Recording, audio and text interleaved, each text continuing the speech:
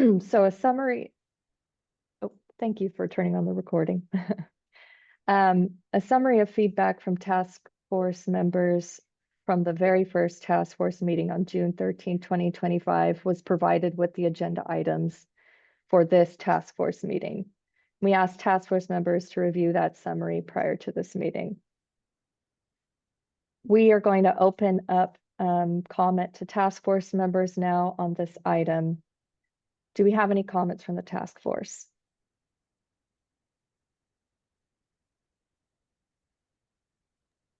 I'm not seeing any at this time. Okay.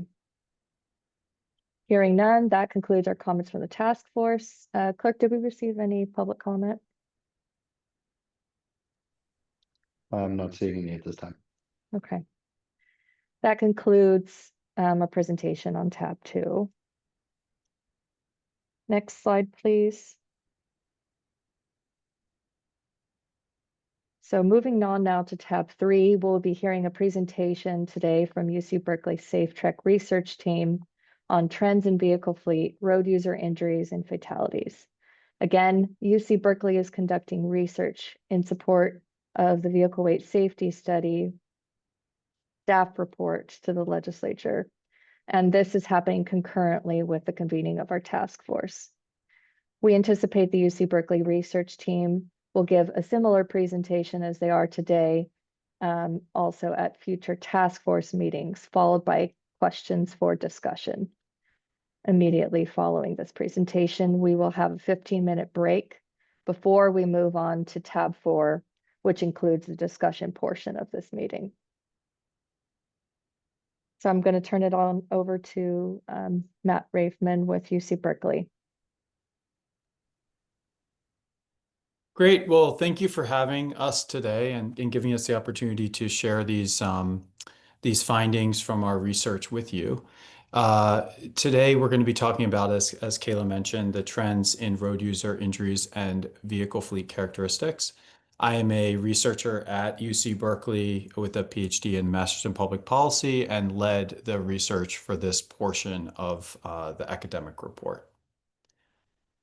Next slide.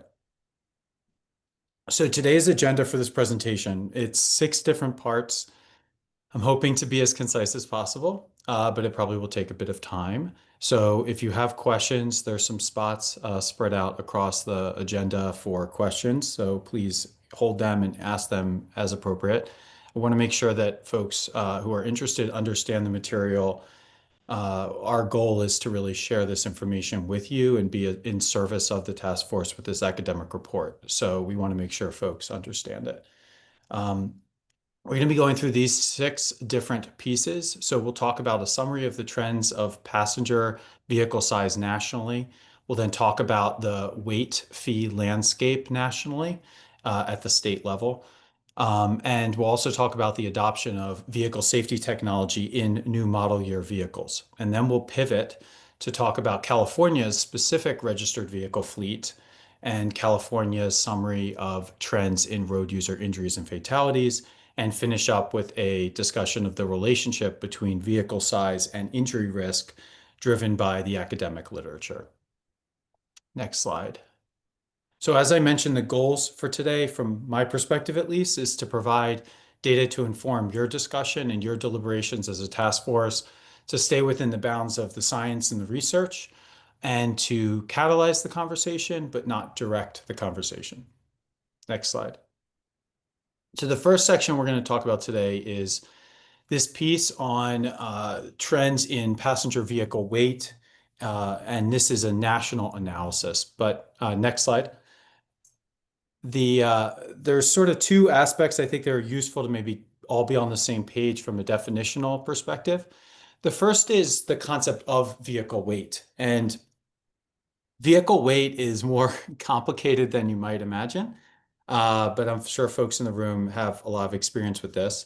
There are a number of different ways to describe the weight of a vehicle, and it kind of goes in a kind of sequential process. And I honestly find this sort of analogous to maybe a human weight as we get out of bed in the morning, and then we put on clothes, we weigh a little bit more, we might eat breakfast, we weigh a little bit more after that, right? So it's the same kind of concept here.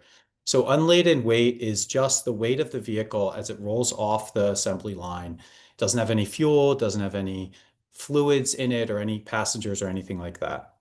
Curb weight, which we're going to be talking a lot about today from a research perspective, represents the weight of the vehicle plus all the fluids and standard equipment that vehicle would be delivered to a consumer, supported by. Gross vehicle weight is the weight of the vehicle plus all those fluids, plus passengers, plus roof rack or other equipment that might be added to the vehicle, as well as any cargo. And then finally, the gross vehicle weight rating is more of a maximum amount of weight that the vehicle can carry. This might be additional weight driven by a towing capacity or a roof rack, for example, adding weight to the vehicle. Particularly unladen weight and curb weight are relevant from a regulatory perspective. They're relevant because they are actually articulated in statutes in the state of California and across the nation. So they're important to keep in mind. Next slide. You can go through it. So yeah, it's fine. So the other thing definitionally before we get into the analysis is to think about vehicles produced versus vehicles registered. And what we have here is essentially the stock and flow concept. In a bathtub, as it's often described in statistical analysis, the stock is the amount of water in the bathtub. The flow is the water coming out of the faucet into the tub minus the amount of water going out of the tub through a drain. And the same thing is true here. So vehicles are produced for sale in the United States at one end, then some portion of those vehicles are purchased, then some portion of those vehicles, most of them probably, are registered for operations. There's also the possibility that vehicles come into the state through other means. There's the used market, which might be a recirculating of vehicles, but there's also the chance that vehicles move in from out of state. I actually moved out of state with a vehicle a couple years ago, so I brought a vehicle in and registered with the state. You can keep going.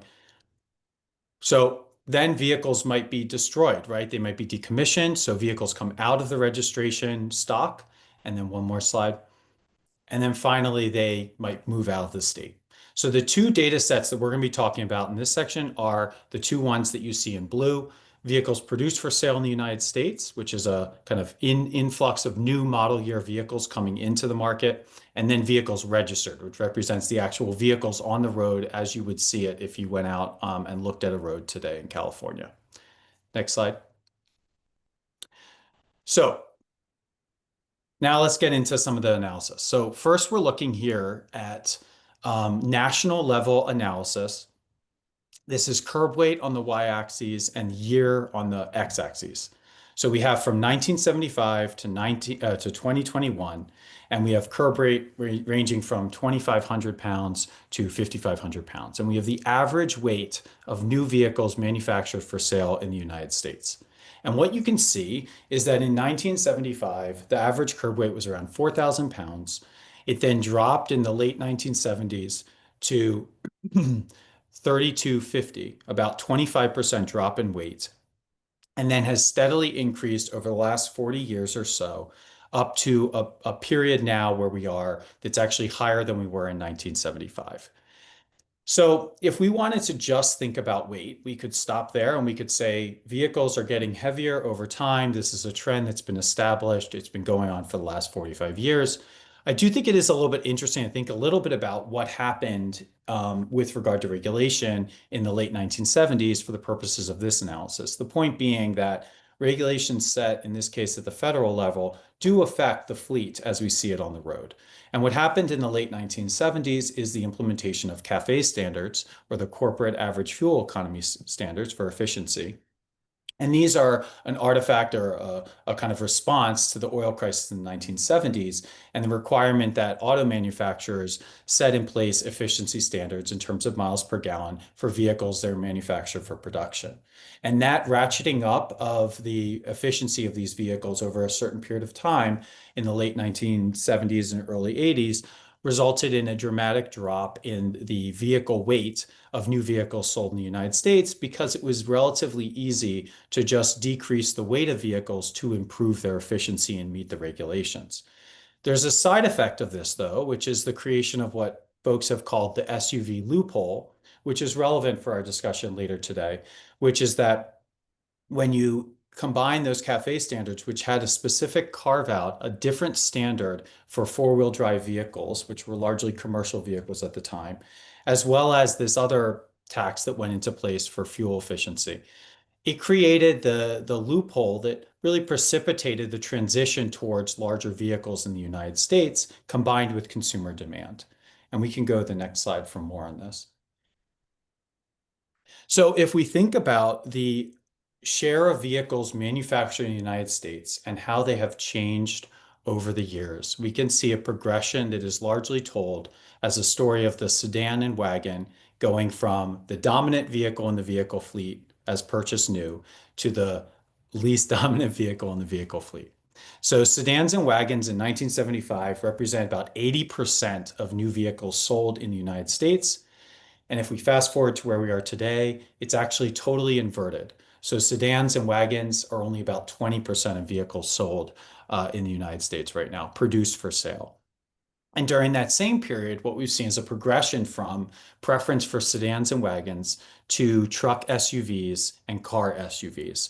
In fact, over this period in the 80s, we saw the introduction of the first minivan, a Chrysler minivan, and the introduction of what I believe is the first SUV, which was the Jeep Cherokee. And these vehicles are larger. They were exempted from the requirements or given separate, more lenient requirements in terms of fuel efficiency. They were more comfortable, perceived to be more safe for the occupants, and they were more expansive and spacious and took up more room on the roadway. And these were kind of an alignment between both the manufacturers and consumer demand that resulted in this transition that we see represented on this slide from a world that's dominated by sedans and wagons to a world that's dominated by SUVs. We can go to the next slide. So in addition to that transition that I was just talking about in terms of vehicle type and the body class that folks were transitioning to, we also see that over that entire period, each subclass of vehicles, sedans, minivans, cars, truck SUVs, and pickup trucks, they all themselves have gotten heavier. So not only have we seen a transition in preference from smaller form factor vehicles to larger form factor vehicles, we also see that each of those types of vehicles themselves have gotten heavier. And particularly the pickup truck is notable here because if you look at the late 1980s, the pickup truck was only about 3,500 pounds on average. Fast forward to today, and we're talking about vehicles on average that are over 5,000 pounds. So a very significant increase in the weight of pickup trucks and truck SUVs that are manufactured for sale in the United States. Next slide. Now, of note, and this will become more relevant later in the discussion, Americans are also holding onto their cars for longer than they have before. In fact, in 2024, the average number of years that an American had their car or held on to their car was 12.6 years, so over a decade. And the reason why that's important is because we just talked about new model year vehicles, but it actually takes on average over a decade for folks to get rid of their car and transition to a new car. So this new model year vehicle dynamic takes a while for it to propagate through the vehicles that we see on the road. And that's why when we're talking about the next section, we're going to be talking about California's registered vehicles, because we want to differentiate between what's coming onto the market, what's the flow of new vehicles into registration onto the road, compared to the actual vehicles that we see on the road, which may represent vehicles going back 50 years or more if they're still running. So next slide. So the next section we're going to talk about is vehicle weight and the fees around that, the taxes and fees around vehicle weights across the United States. Next slide. So for our analysis here, we looked at every state in the United States and we looked at the fees due at registration and whether or not those fees due at registration include specific reference or a specific fee related to weight. And we found that about 25 states, so 50% of states across the United States have some sort of a weight-based fee. Some of those are explicit weight-based fees. Like for example, in Hawaii, there's just a fee that's a linear relationship. So pounds and you get a fee attached to it. In other states like our own, there's a conditional fee. So those are the ones that are cross-hatched on this map. And those fees, like the one in California, may only apply to a subclass of vehicles. So in California, the weight-based fee only applies to commercial vehicles, but commercial vehicles also automatically include all pickup trucks. So there's a lot of nuance going on here. In some states, in Michigan, I believe they actually have differential weight fees. So they have weight fees, but the weight fee is different if it's an electric vehicle versus a gas or diesel vehicle. So there's a lot of variation across the country, but about 25% of states have some sort of weight-based fee in effect right now. Next slide. So to do more analysis on this, we wanted to understand, how these weight fees may differ, how these fees due at registration differ across the United States. So to do this, you really need to calibrate it to a specific vehicle. So in this case, we chose the Ford F-150 XL pickup truck, which is a 4,021 pound pickup truck in 2023, the model. And this happens to be the most popular vehicle sold in the United States.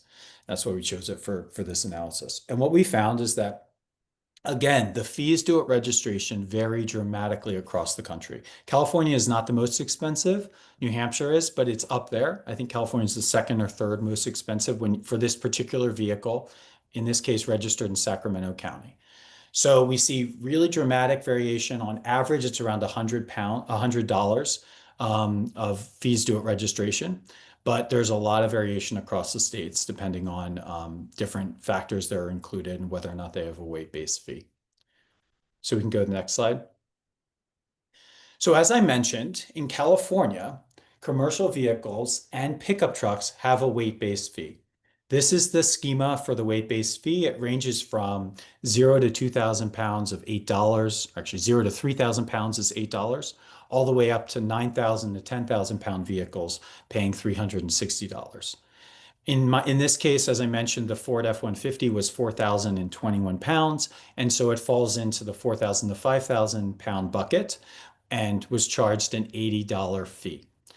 Separate from this, there's also electric vehicle fees for commercial vehicles, and those are also weight-based fees. So what's interesting here as we think about kind of the future, perhaps, in electric pickup trucks, is an electric pickup truck would actually be eligible for both of these fees and might be charged both an electric vehicle fee by weight and a separate commercial vehicle fee, or it might be charged one or the other, depending on how they're enacted. The other thing to note here is that when electric vehicles are registered, they pay other fees that they actually don't pay fees that they might have paid if they were a gas or diesel vehicle. So for example, there's a CARB fee or a smog fee, and electric vehicles do not pay that fee. So there's a lot of detail in the fees due at registration. It's calibrated by the weight of the vehicle, the fuel type of the vehicle, the county the vehicle is registered in. But overall, when it comes to passenger vehicles, they are not charged a weight-based fee unless they are a pickup truck. So an SUV and a pickup truck that weigh the same amount, they have the same body shape and design, one would pay a fee and one would not pay a fee. So we can go to the next slide. And this is a breakdown here of the many fees that are due at registration in California right now. And I apologize for the image quality here. Some of the slides didn't transfer perfectly. So when it comes to the registration fee, I want to note that the registration fee is only 12% of the total fees due at registration. We have fees for highway patrol. We have smog fees I mentioned, which would fit under miscellaneous here, transportation improvement fees, and in the case of this Ford F-150, because it's weight and it's counted as a pickup truck, commercial vehicle, a 15% of the total fee is going to a weight-based fee. So we can go to the next slide. So the next section we're going to talk about is vehicle safety technology. And next slide. I have to excuse me, I'm getting over a cold from my kids for a month at this point. So advanced driver assistance systems, which are called ADAS in parlance of automotive tech, are systems that can provide both passive or active interventions to improve safety. These would be commonly, we all experience. So it could be something like adaptive cruise control, um, uh, emergency braking, lane departure warnings, blind spot detection. These technologies, this technological suite for the driver that either alerts the driver that there might be a potential obstacle the vehicle would hit, or could intervene and take over for the driver to avoid that crash occurring. So I like to categorize these as passive and active, with the idea being that passive systems are the ones that tell us, they alert us that there's a problem ahead, whereas active interventions are ones that would slam on the brakes and stop the vehicle from impacting a pedestrian or some sort of obstacle, or potentially keep the vehicle in a lane if it was deviating from its course and the vehicle was able to detect the striping on the road to avoid a lane departure. Of note here, perhaps, is that automatic emergency braking, which we'll talk about in a little bit more detail, was slated. It's the only one of this suite of ADAS technology. The only one that was slated to be mandatory in vehicles starting in 2029. So these systems are not mandatory. They're not regulated. They're not required by law to be in place. But they were moving that direction in 2029 with automatic emergency braking. I say were because that was a Biden administration ruling, and under the Trump administration, I don't believe they've ruled yes or no that that's going to occur, but they've frozen the regulatory process for automatic emergency braking. So if we go to the next slide, we can talk a little bit about why that might not matter. So as I mentioned, these ADAS systems are not required to be in vehicles, but they are. And they're working their way into new vehicle model years, and they're working their way in at a very high prevalence or penetration rate. So PARTS, which is this initiative that's part government, and it's working with the automotive industry to collect data, it's a really neat program. So they've been collecting data on ADAS and determining whether or not those vehicles rolling off the manufacturing line have this technology. So it's interesting because a lot of the technology actually, as of 2023, has a very high penetration rate in new model year vehicles. And I'm talking above 90% of new model year vehicles have these technologies standard. So technology like forward collision warning, automatic emergency braking, pedestrian detection warning, pedestrian automatic emergency braking, and lane departure warnings are all above the 90% threshold for new vehicles. And they've really ramped up. The manufacturers have ramped up inserting this technology into vehicles. Back less than a decade ago in 2015, only a small proportion, less than 10% for most of those technologies, less than 10% of vehicles that are rolling off the assembly line had these technologies in place. So we've gone from 10% to 90% in less than a decade, which is pretty impressive. The effectiveness of this technology is sort of under research. It's to be determined. So collision alerts and automatic emergency braking have both probably the most effective at avoiding collisions. And some research has shown that about 30 to 50% of crashes could be avoided by those two technologies specifically. The impact on vulnerable road users is still kind of under discussion. Some studies that have shown that this technology is effective for car-to-car or vehicle-to-vehicle crashes, those same studies show that it may be inconclusive in terms of their effectiveness at avoiding a crash with a pedestrian or cyclist or other sort of vulnerable road user.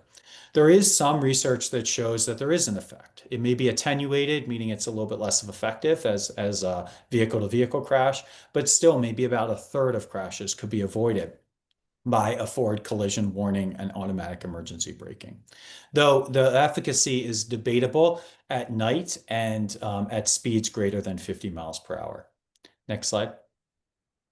So that same initiative, PARTS, has started to do some research, really some of the best research I've seen, looking at the real-world effectiveness of automatic emergency braking.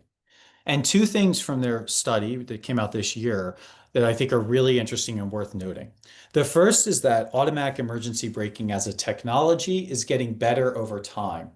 So they looked at model year vehicles that were 2015 to 2017, compared to 2018 to 2020, compared to 2021 to 2023. So as vehicles got older, as the model year got newer, the efficacy of automatic emergency braking improved, which means that new vehicles rolling off the line now have better automatic emergency braking systems than they did in 2015.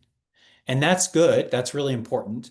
But it also speaks to the point that just having the technology does not necessarily mean it's the same level of efficacy.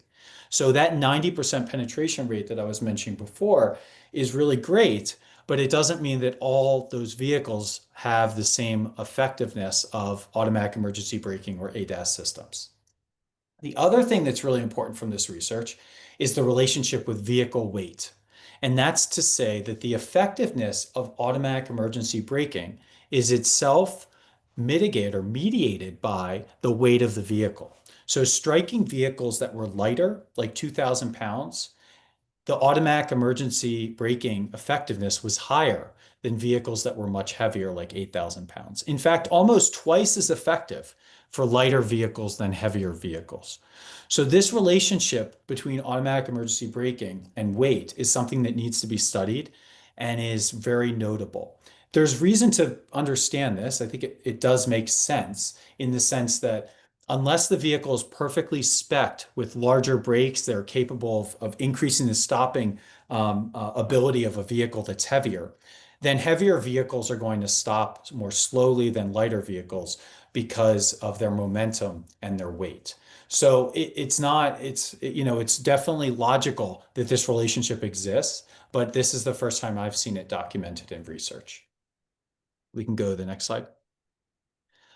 So we're going to talk a little bit about California's registered vehicle fleet, and I believe at the end of this section, we'll pause for questions that you all may have. Hopefully some of this stuff has sparked some questions. So we can go to the next slide. All right, so for this analysis, we are looking at vehicles that are registered in the state of California. We are using data that was provided graciously by the California Department of Motor Vehicles. It is anonymized data. What we received was a vehicle identification number for every vehicle that's registered in the state. We then use that vehicle number to combine it and match it with other data sets to collect the make, model year, and trim, weight, height, and ground clearance of every vehicle that's registered. So there are about 30 million vehicles that are registered in the state of California. That's been fairly consistent. We're increasing a little bit. It kind of fluctuates here or there. But over the past decade or so, we've been kind of at that level of about 30 million vehicles registered.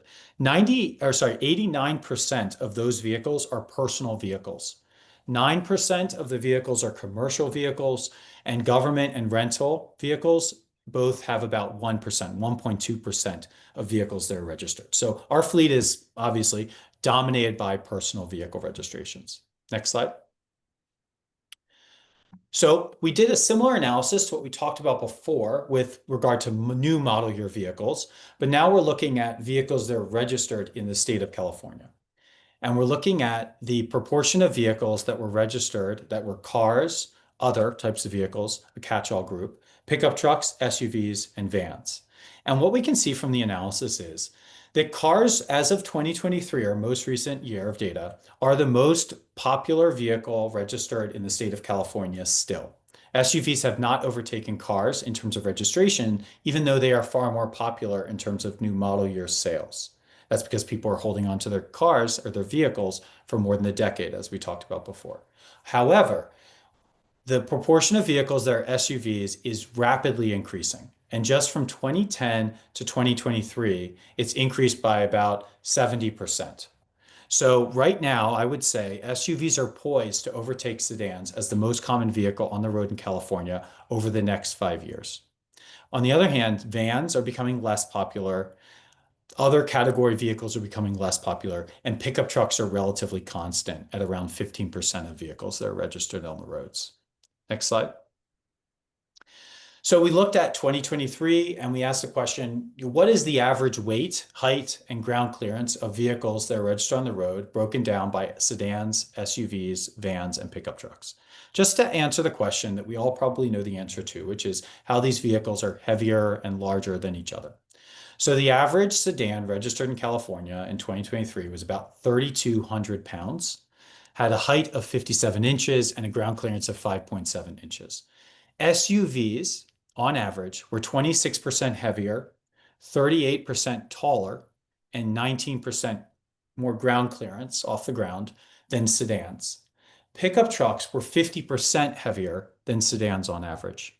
So confirming what we all know, SUVs are larger than sedans, vans are larger than SUVs on average, and pickup trucks are larger than all the other categories. Go to the next slide. We then broke this down and we asked the question of how are urban counties different from rural counties with regard to the registered vehicles? And we looked at 2010 compared to 2023. So we wanted to ask the question of how are the distributions of vehicles registered different in rural and urban counties? And how has that distribution shifted over time? And what we found is that in urban counties, cars are very popular. They're about 40 to 45% of vehicles registered on the road. SUVs, though, are really increasing dramatically in their popularity. So SUVs have increased to about a third of the vehicles on the road in 2023 in urban counties. Pickup trucks are far less popular and they haven't really shifted. They're around 13% of vehicles registered on the road in urban counties. In rural counties in California, on the other hand, we see a much more even distribution of vehicle types. So about a third of the vehicles are SUVs, a third of the vehicles are cars, and a third of the vehicles are pickup trucks. One thing that comes out from this analysis is that SUVs are kind of a unicorn vehicle type. They're very popular. They represent about a third of vehicles on the road. They're very popular in both rural and urban counties. And they are kind of this vehicle form factor that just everyone seems to embrace. So we can go to the next slide. So our next analysis was to look at vehicle weight, height, and ground clearance in California, and to look at how vehicles size has shifted over time. So we use an anchor year of our first year of data, which is 2010, and we look at how these measurements have shifted over time. So for the average vehicle on California's roadways, all mean, height, ground clearance, and curb weight have all increased over the past 14 years. Particularly, curb weight has increased the most. Curb weight's increased by a little under 5% over this time period, whereas ground clearance and height have both increased about 2%. We can go to the next slide.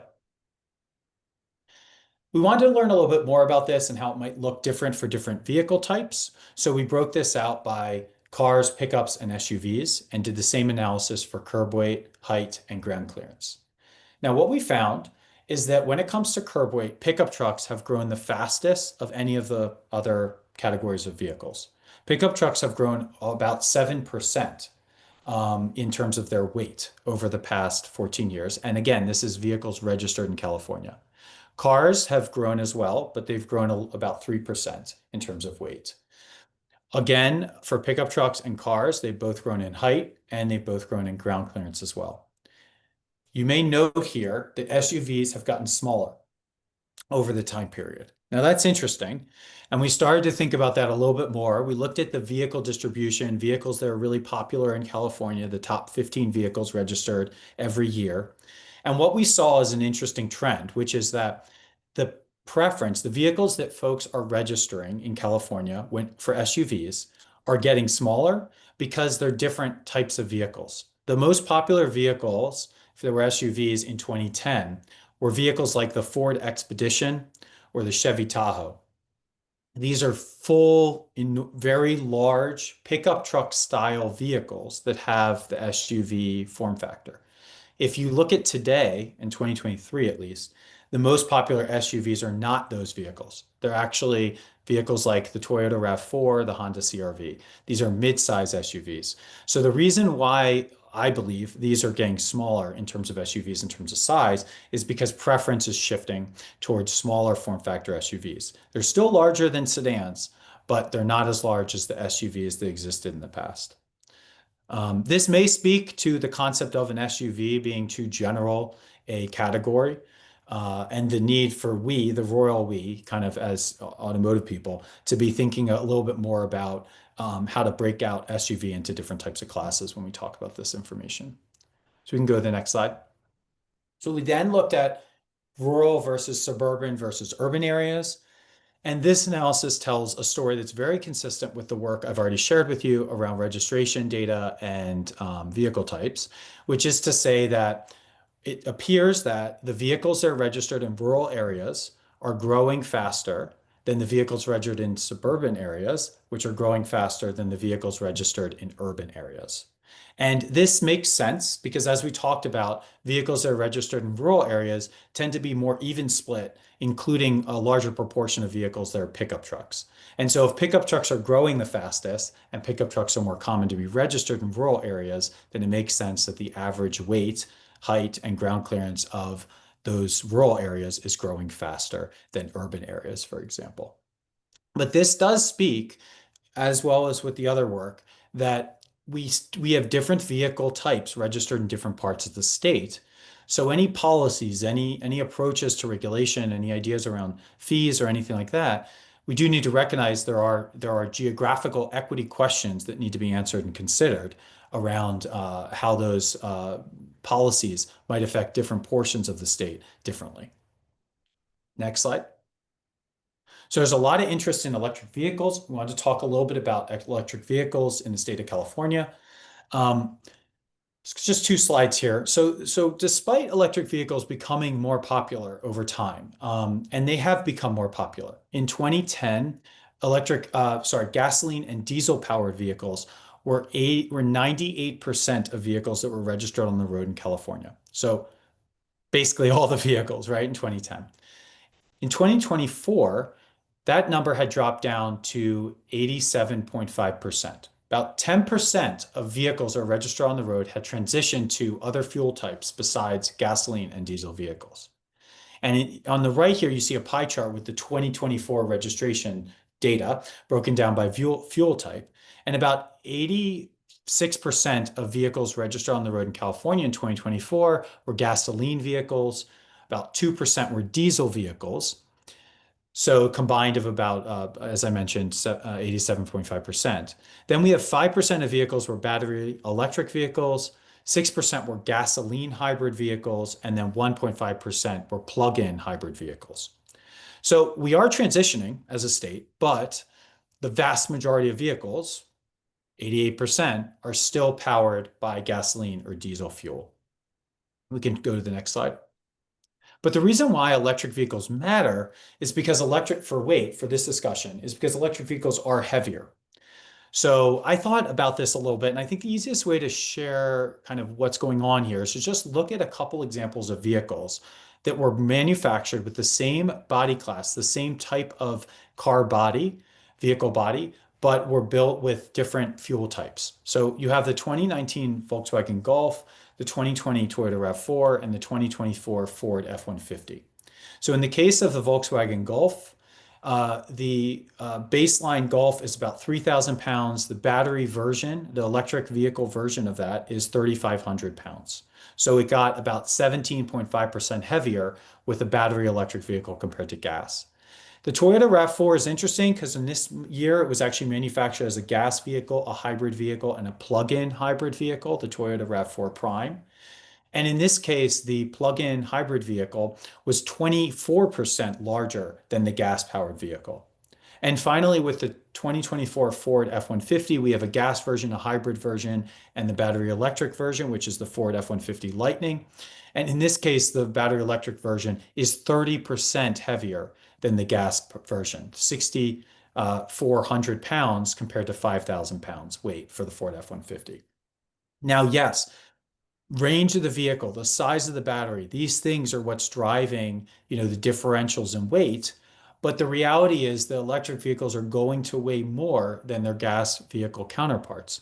I do want to put in the caveat here, which is all three of these vehicles generally represent gas vehicles that were adjusted in some way to become electric vehicles, maybe a different structure. I mean, sometimes they're built on a different platform, but generally they are all built sort of the ilk that you're taking a gas vehicle and you're changing it over to be electric. The electric vehicles of the future are probably not going to be like that. In fact, there's already a progression happening, and there are folks in the room who know more about this than I do, towards unibody constructions and constructions that are generally designed around electric vehicle platforms that are reflecting a kind of progression in the way that we're manufacturing vehicles. So what is past may not be the future here in terms of the weight distributions, but there is the reality that electric vehicles have to accommodate a heavy battery in a way that gas vehicles did not. So we can go to the next slide, which I believe is questions. Awesome. So I'm happy to take any questions folks have, and if you want to facilitate that, Kayla. Yes. Yeah, this is just generally, if anyone has questions so far, we have a lot of research to present, so we just want to give everyone a break in case they had any questions or comments at this point. We'll certainly have that opportunity again at the end of this presentation.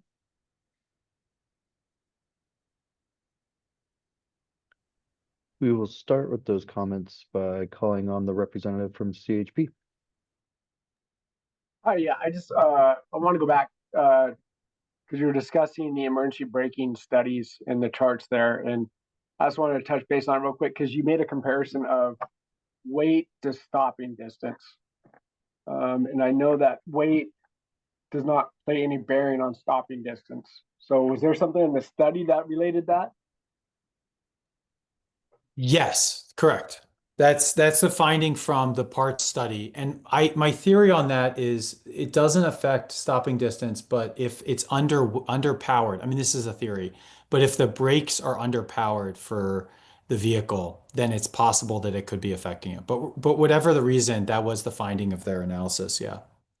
Okay, I get what you're saying. Okay, thank you. Next, we'd like to call on Stephen from California Farm Bureau. Matt, you talked about people holding on to cars longer. I don't think you had any data to support this, but do you have speculations as to why? Speculations, yes. Data, no. Though there are some colleagues that we have from the UCITS will be presenting either next session or the following one that will have more information on that because they specialize in this. The elasticity of demand for vehicles. So they study this, they're economists. I think it has to do with the economics, the response to the recession, perhaps the way vehicles are built. They're more sustainable. So they can hold on to them for longer. They don't need repairs in the same way. But I think it's generally thought that that's driven by economic conditions. And just, if your vehicle's still running, it's kind of a luxury to upgrade it. And if you're not as well resourced, then you may not make that decision.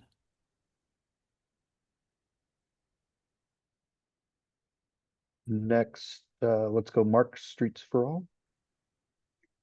Yeah, thank you for presenting this research. And I'm probably gonna have comments when we get to that point. But I think my question is, I'm really appreciative of the sort of breakdown of the different variables between size, weight, and height, or I forget the precise height measure in my head. It's hood height, but I know it's a little bit different than that. And I'm just curious if there's anything within the literature, and sorry, recognizing that these are all correlated to each other is like probably something that makes like finding anything causal on this like pretty tricky. But I'm wondering if there's anything correlated between each of these and levels of injuries. Like in other words, obviously we can't draw anything inclusive, I think, out of these sorts of any of these sort of metrics, but is higher weight more dangerous, for an example, than height, than size, physical size? And do we have any understanding of that data at this time? Great question. I will get to a section where we talk a little bit more about the literature around the different factors towards the end of the presentation. But to your specific question about the relative impact of those, there may be a couple studies where they attempted to control for all factors and isolate individual ones. But I don't know that I'm prepared to speak on that in a conclusive sense. The problem with a lot of these studies, which we'll talk about later, is that it's very hard to adjust for all the factors, particularly human behavioral factors that go into a crash. And therefore, to really properly say how much was weight versus other factors associated with the car, you really need to also adjust for everything that was outside the vehicle. Other vehicles, weather conditions, road conditions, all the things that go into a crash, which is very challenging to do. So the explanatory power of those studies tend to be relatively lower in terms of, known as the R squared. But so how much of the variance can be explained by the studies is pretty challenging to get high enough to really conclusively conclude anything. That's helpful. Thank you. And my only other question is, I think I just want to make sure I'm interpreting the conclusion of your data correctly here. So it looks like all of our vehicles are getting bigger, heavier, and larger, except SUVs. And so I want to say that, like, my understanding is that there are less, small sized Toyota and Nissan pickup trucks that we saw in the early 2000s and 90s than there are now larger F-150s. Like, you don't have to comment on the specific make and models, but like, is that a correct assessment of the literature that there are sort of less small vehicles, even in the respective categories of car and truck? You specifically are referring to vehicles for sale, like the vehicles to purchase? Yes, or vehicles meant for the average everyday consumer, not necessarily for government or commercial fleets. Right. Okay. But yeah, new vehicles as opposed to California's vehicle fleet. I'm trying to think if I can say that conclusively from what we saw. On average, all vehicle types are getting heavier. So a pickup truck, a sedan, all of them individually are getting heavier over time. And then we're also seeing a progression for preference. So the dominance of these larger vehicle types in terms of what vehicles people are buying. That doesn't necessarily mean that there aren't the options to buy lighter vehicles, though I think that's probably true. But it does mean that when it comes to what vehicles are being manufactured in numbers, it's tending to be those larger form factor vehicles. I apologize for the specificity and the nuance of the answer. It probably makes it too confusing.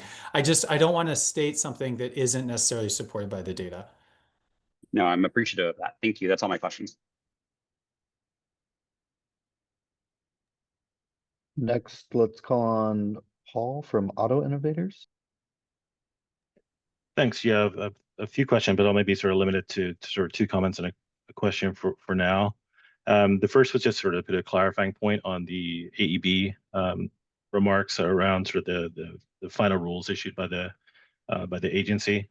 And I just wanted to flag that back in 2016, the industry issued a commitment to install AEB as standard equipment in vehicles. So there has been a significant increase in penetration rates of those technologies in the fleet, with those standard beginning 2022, and for larger vehicles by 2026.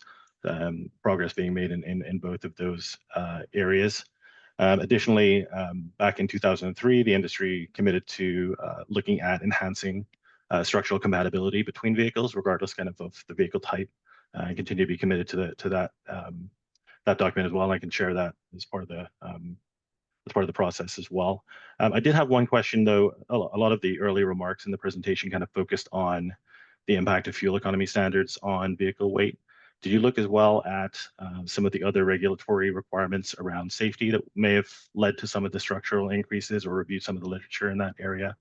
For example, improvements in crashworthiness standards, or more stringent NCAP requirements to get higher star ratings, how that might change vehicle weight and improve safety, perhaps in other ways as well. Yeah, no, great flag, and totally want to reiterate what you're saying about the penetration rates, because it's clear the commitment from the industry to introduce ADAS into vehicles. I mean, you can see that across all the suite. On the portion that's focused on CAFE standards, we don't go into detail in the report because on any of the additional things that you point out, which I think are all valid points, just because it's really the report and our analysis is geared to be focused on California and the vehicle fleet as opposed to the national level, but it's excellent context, for the broader picture. And certainly when you look at the last 45 years, there are a lot of factors that go into that average curve that I presented. Okay, thanks.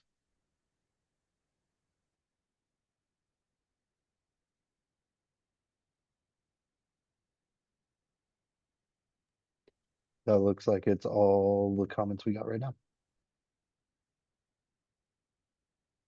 Okay, great. So we can go to the next slide. So the next portion that we're going to talk about here is trends in road user injuries and fatalities in the state of California and nationally. Next slide. So, I think this is useful background, but probably not particularly new for anyone in the room, but maybe interesting for those joining who are not part of the task force as well. So, when it comes to traffic fatalities, this is national data. It's national data that's provided by FHWA and from FARS. And we can see that fatalities have been kind of declining until the past decade or past 15 years or so. Nominally, meaning the number of fatalities has increased about 24% compared to 2010 across the nation. And particularly troubling is it's not just because people are driving more in America, because we also see that when we look at fatalities per vehicle mile traveled, we can see that the fatality rate has, after a long period of going down, started to tick up again. So we are dealing with a challenge here of fatalities kind of reversing course in the United States compared to where they had been trending over the past 60 years. So there's a challenge here. And if you go to the next slide, the challenge is also reflected in who is injured on our roadways. So the share of fatalities that are occurring amongst those outside of a vehicle is increasing. Motorcyclists, pedestrians, cyclists, other sorts of people who are outside the vehicle, the share is increasing over time. So as the roads are reversing course and becoming a little bit less safe, the burden of that decrease in safety is falling more on those outside the vehicle. As already mentioned in the comments, in some sense, this is a two sides of the coin discussion because we're talking about a fixed percentage, 100%. So one way to tell the story is to say inside vehicles are getting safer for the occupants. The other way to tell a story is it's becoming less safe for those outside the vehicle. Next slide. This is the same story that we're seeing in California. So in California, road injuries are a top 10 cause of death, particularly for the youngest Californians. It's a top 3 cause of death for folks aged 5 to 45 years old in California. And this is particularly troubling because these people have the longest to live, the longest to contribute to society, the longest to be a part of society. And their deaths represent, in a public health parlance, a lot of DALYs, or disability adjusted life years, or qualified adjusted life years, that are being lost as a result of traffic fatalities. So not only is this a problem in California, but it's particularly a challenge for the youngest Californians. Next slide. Here we've broken down fatalities and serious injuries in California over the time period of 1997 to 2023. These data come from California I-SWTRS, which will be known particularly to CHP and DMV probably, but to everyone here. This is data that's collected in the state of California and collected and reported through the SWTRS system. So fatalities are following, and serious injuries are following a very similar trend to what we just saw nationally. They are trending up over the past decade. There was a COVID bump, which happened in 2021 and 2022. 2023 data here is provisional, so it's going to probably go up compared to where it is now. But we had a kind of downward trend, and now we're trending back up, and that's the case for both serious injuries and fatalities. About 4,500 Californians died on our roadways in 2022, which is up 25% compared to 1997. And comparatively, 18,000 people were injured, seriously injured on our roadways in 2022, which is a 40% increase compared to 1997. Next slide. We then wanted to break this down by vulnerable road users. So we look at pedestrians and cyclists. And for pedestrians, we can see the same type of trend here, which is a dramatic increase in the number of fatalities and serious injuries from 2013 to 2023, where we are today. It's increased about 30% over that time period. We can also see that the share of fatalities, that's the green dotted line that you can see here, has increased over this period. So not only are pedestrians fatalities increasing, but the share of all fatalities, that burden that's borne by pedestrians compared to, say, those inside of a vehicle, is increasing. It's the same trend that we saw nationally. Interestingly, in this analysis, fatalities and serious injuries deviate. So fatalities have gone up, serious injuries have remained relatively flat with pedestrians. I want to caution against too many inferences with this type of analysis, but it could be consistent with a hypothesis that that crashes for pedestrians are becoming more fatal. So that is a potential explanation, but it could be other factors here that are driving the difference between serious injuries and fatalities. But suffice it to say that fatalities and serious injuries as an aggregate figure are increasing for pedestrians in the state of California. Next slide. Same analysis here, but for cyclists. We found the same general trend. Now, the data are more noisy because there are fewer fatal and serious injury crashes involving cyclists, just in general. But you can see a general trend line that's going up over time that reflects an increase in fatal and serious injury crashes for cyclists in the state of California. Notably for cycling, there are these bumps, which are hard not to see when you look at a chart like this. From 2007 to 2017, we see a kind of like concave jump in serious injuries. And we also see a commensurate increase in fatalities. We see a similar increase during the COVID period of 2022 and 2023. So one hypothesis for this is that there's increases in activity. So people are biking more during this post-recession period for whatever reason in 2008 to 2022, as well as during the 2021-2022 period. It's hard to get data on activity patterns for road users in the state of California as it is across the country. So it's a little bit challenging to do an analysis to determine whether or not that's true, but it could be a potential explanation here. I don't think that detracts from the fact, though, that we do see fatalities and serious injuries increasing, particularly spiking during 2022, during the COVID period. Next slide. So for our next analysis, we broke down pedestrians and bicyclist fatal and serious injury crashes that occurred in urban areas and rural areas by vehicle type. So there's a lot there. But what we're essentially trying to ask is, do we see bicyclist or pedestrian crashes occurring disproportionately with certain vehicles striking them or in certain areas of the state? And the answer is yes. We do see that the largest share of crashes for both pedestrians and bicyclists are occurring in urban areas with the striking vehicle being a car, a sedan. To a lesser extent, the next in line is in urban areas and an SUV, and then after that, it is a pickup truck. Now, this is going to be affected by where pedestrians and cyclists move, what the registered vehicle types or what the vehicles are on the road in those locations where pedestrians and bicyclists are moving, because you need a pedestrian and a vehicle in the same place at the same time to have a crash. So it's not necessarily a surprise that that's disproportionately occurring in urban areas, because 94% of the state of California lives in urban areas, and bicyclists and pedestrians are more active in urban areas. And in urban areas, we know that cars are more likely to be registered. So all of this kind of lines up that we expect crashes to be higher in urban areas with a car striking a pedestrian or bicyclist. We do see that in the data. These look like the exact same visualization, but they are not. If you look at the y-axis, you can see that the number of crashes, for example, for cars striking pedestrians in urban areas is above 7,500 crashes over the period of the 5-year period of 2018 to 2022. And similarly for bicyclists, it is about 1/3 of the same of the level. So we see that relationship here. We can go to the next one. So the next slide, what we're trying to do is address that issue I just mentioned, which is that we have a really high population in urban areas in the state of California.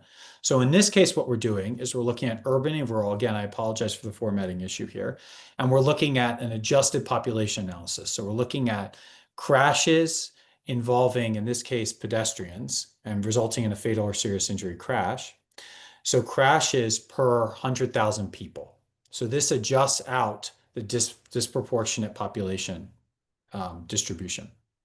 And what we can see is even when we adjust for population, cars have the highest risk of hitting a pedestrian in an urban area. 22 crashes per 100,000 population occurred with a car striking a pedestrian and resulting in a fatal or serious injury crash. Compared to rural areas, that's only 16 per capita per 100,000.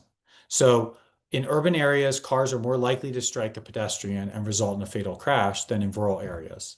What's interesting, though, is if you look at SUVs and pickups here, we can see that after we adjust for population, these crashes are actually more likely to occur in rural areas than in urban areas. Slightly, so 7 versus 6.2 per 100,000 population for comparing rural to urban, but still notably higher in rural areas compared to urban areas. So this is telling us that when we adjust for population, crashes involving pedestrians are more likely to occur with an SUV or pickup truck in a rural area than it is in an urban area.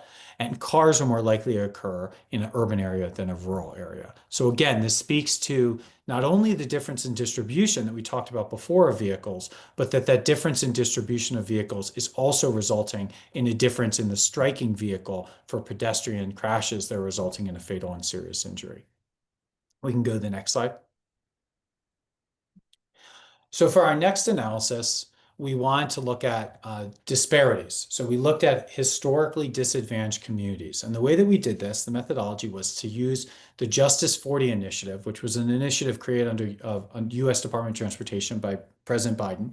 And it aggregated data from the CDC, the EPA, FEMA, Census, and U.S. Department of Transportation to create an index of matrix that were used to determine if a community was historically disadvantaged. And what's useful about this analysis is it allows us, or this matrix format that they created, is that it allows us to conduct this analysis specifically at the state level. So we can compare areas of California that were disadvantaged compared to California as a state, because obviously California is different from the rest of the country. So this is a useful way to kind of conceptualize this where we're doing an adjustment for specifically the population in California. Now, this approach, this index, includes data for transportation access, health disadvantages, environmental pollution, economic disparities, climate change resilience, and language equity as the metrics they determined to produce this index. So this is the way that we determine which areas are disadvantaged and which areas are not. For the next slide. So we look at disadvantaged areas, which is dark green here, and non-disadvantaged areas, which is the crosshatch. And we looked at the number of crashes for pedestrian, fatal, and serious injury crashes that happened in disadvantaged areas versus non-disadvantaged areas. And again, for pedestrians, which are more common to occur in urban areas, which are likely to have cars, right? We see that the number of crashes is highest for a striking vehicle being a car, followed by SUV, followed by pickup, which are roughly the same.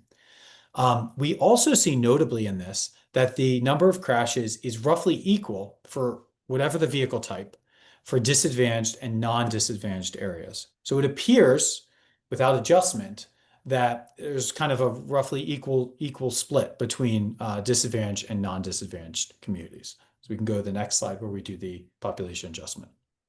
However, when we make the population adjustment, so we now are adjusting this for the number of people that live in disadvantaged areas versus non-disadvantaged areas, there is a pretty big disparity that comes out here, which is that regardless of vehicle type, crashes that involve a pedestrian and result in a fatal or serious injury are about twice as likely to occur in disadvantaged areas than non-disadvantaged areas. That is the case for car crashes, SUV crashes, pickup crashes, and van crashes. They are all higher in disadvantaged areas per person, per capita, than they are in non-disadvantaged areas.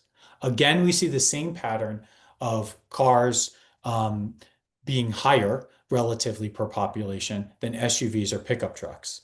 But I think what's most notable here is that difference between disadvantaged and non-disadvantaged areas. I want to note that this finding is very consistent with the broader literature, which articulates disparities in population adjusted and even miles. Some of my own research has looked at adjustments for miles traveled, and we have found similar consistent examples, whether it's about economic disadvantaged or race and ethnicity differences, where we see proportion of the negative impacts of fatalities and serious injuries occurring for populations that are disadvantaged compared to non-disadvantaged.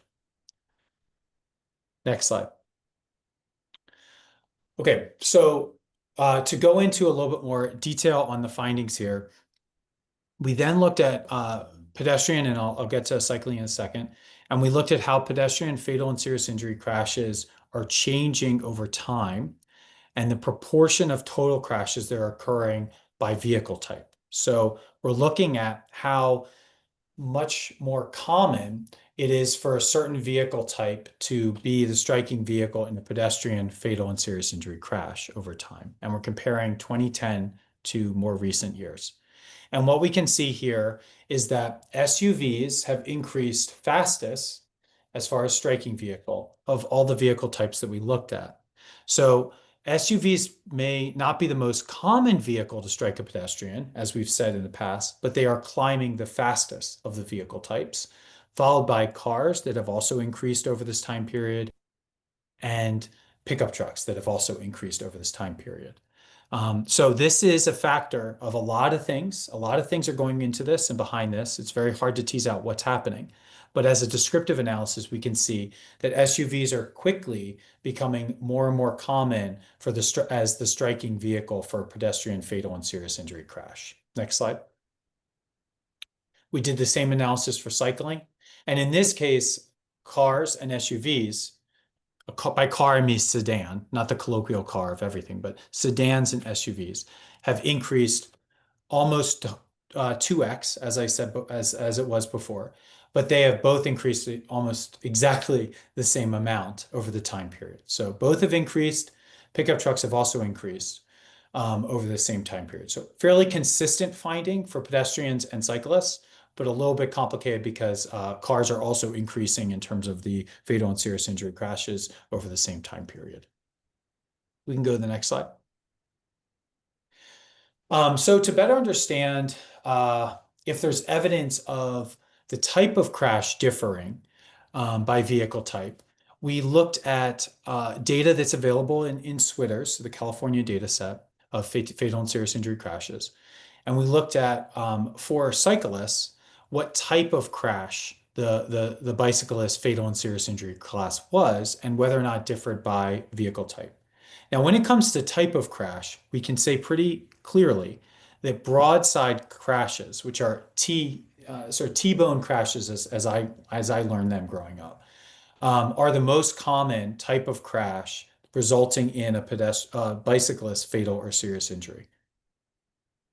We do not see a notable difference in the proportion of crashes for different vehicle types. So it's all roughly the same. It's about 40% of fatal and serious injury crashes for bicyclists were broadside crashes, regardless of vehicle type. We do see somewhat of a difference in vehicle type for sideswipe crashes. Now, sideswipe crashes would be a bicycle, potentially, other ways this could happen. It could be a bicyclist or a car, a vehicle, moving kind of next to each other, parallel to each other. And there's a sideswipe crash. Now, this could be evidence for pickup trucks are higher than cars or SUVs in terms of percentage of FSI crashes, fatal and serious injury crashes.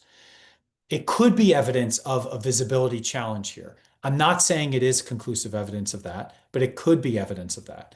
So largely what we see here is that we don't see much conclusive analysis here in terms of the vehicle type, but we do see good conclusive analysis here in terms of what types of crashes are most common for cyclists, fatal and serious injuries. We can go to the next slide. For pedestrians, we have a different sort of set of data available in the California Fatal and Serious Injury Database. And in this case, we can look at the action or what the pedestrian was reported as doing preceding the crash and the fatal or serious injury crash here. And here what we see, again, we don't see a very conclusive difference between vehicle types.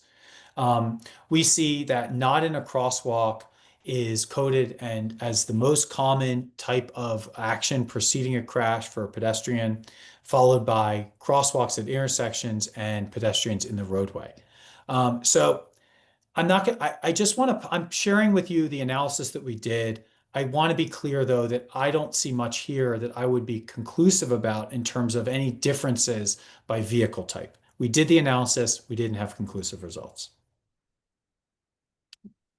And we can go to the final slide for this section. So finally, we wanted to investigate the relationship between age, fatal and serious injury crashes, and vehicle type. So we examined all two-party crashes that involved a vehicle and a pedestrian or cyclist, and determined the proportion of crashes where a vehicle hit a vulnerable road user and what share of those crashes involved a child. So if you think of all the crashes, in this case, the first one here is cars. So all the car crashes for cyclists that resulted in a fatal or serious injury, what proportion of those crashes had a child that was age 14 or younger? And here we see a pattern, which is that SUVs have a higher share of young people struck than other people struck. It doesn't matter if it's pedestrians or bicyclists, though the relationship is much stronger for bicyclists than pedestrians. This is a challenging thing to interpret because it's going to be a function of where bicyclists and pedestrians are and what types of vehicles are operating in those same places. Because again, we cannot have a crash if both the bicyclist or pedestrian and the vehicle are not in the same place at the same time. So I think what this is showing is probably a combination of the specific vehicle attributes as well as the ubiquity of SUVs everywhere.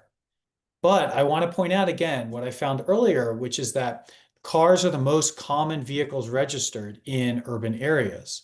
So it's not that the data seem to suggest that SUVs are striking bicyclists that are young at a higher proportion than other vehicle types. So I'll leave it there. But that seems to be the conclusion from this finding. So we can go into the final section for today before taking a break and answering questions.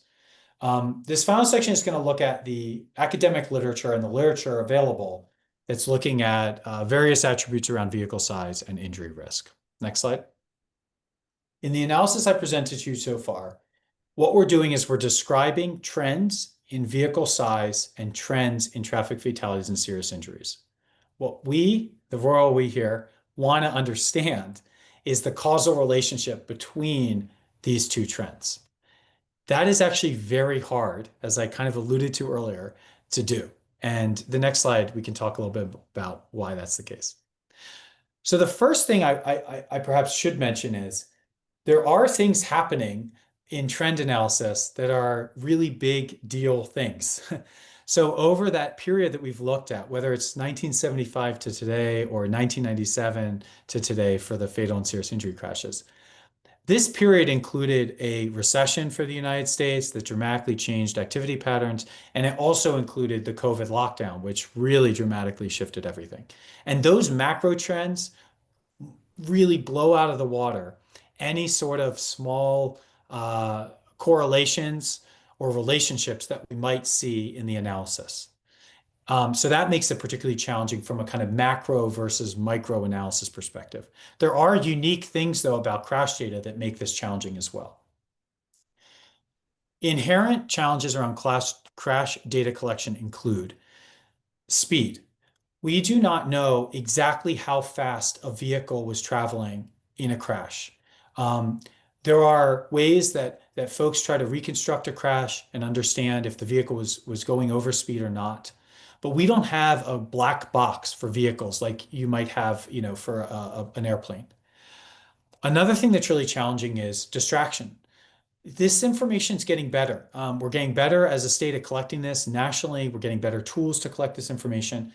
But we don't know if a distraction like a cell phone or a screen in a vehicle was responsible for a crash. We might know that the phone was being used or was operational at that point of the crash. We don't know where the driver's eyes were looking. And we don't know if a pedestrian who was carrying a phone was looking at their phone either. We don't know how distraction is affecting crashes in terms of the actual crash. We are getting better at understanding drug use as a substance. We have a pretty good track record, Royal We again, at understanding if people are intoxicated while operating a vehicle. But it remains a challenge to understand the level of substance use and how that might affect a crash. And finally, when there is a fatal or serious injury crash, or so I should say a fatal crash involving a vulnerable road user, we cannot interview. We cannot expect anyone to be able to interview the victim. And so we will never understand exactly what happened in that crash from the victim's perspective. These inherent challenges are all, to some extent, behavioral challenges. They're really important to understand for what goes into a crash, but they're very hard to collect information on for the purposes of doing research. We have identified two opportunities where we think it could improve data collection and analysis in the state of California that are probably applicable abroad, outside of our state borders as well. The first is that there are crash narratives associated with every crash that do maybe address some of the issues around behavioral to the extent that a peace officer might be able to collect some of that information. Those crash narratives are very challenging to access. They're redacted. Now, there are good reasons for redacting them, but if there were a way to kind of address that redaction and to make that data available for analysis, it would probably improve our ability to do this type of analysis.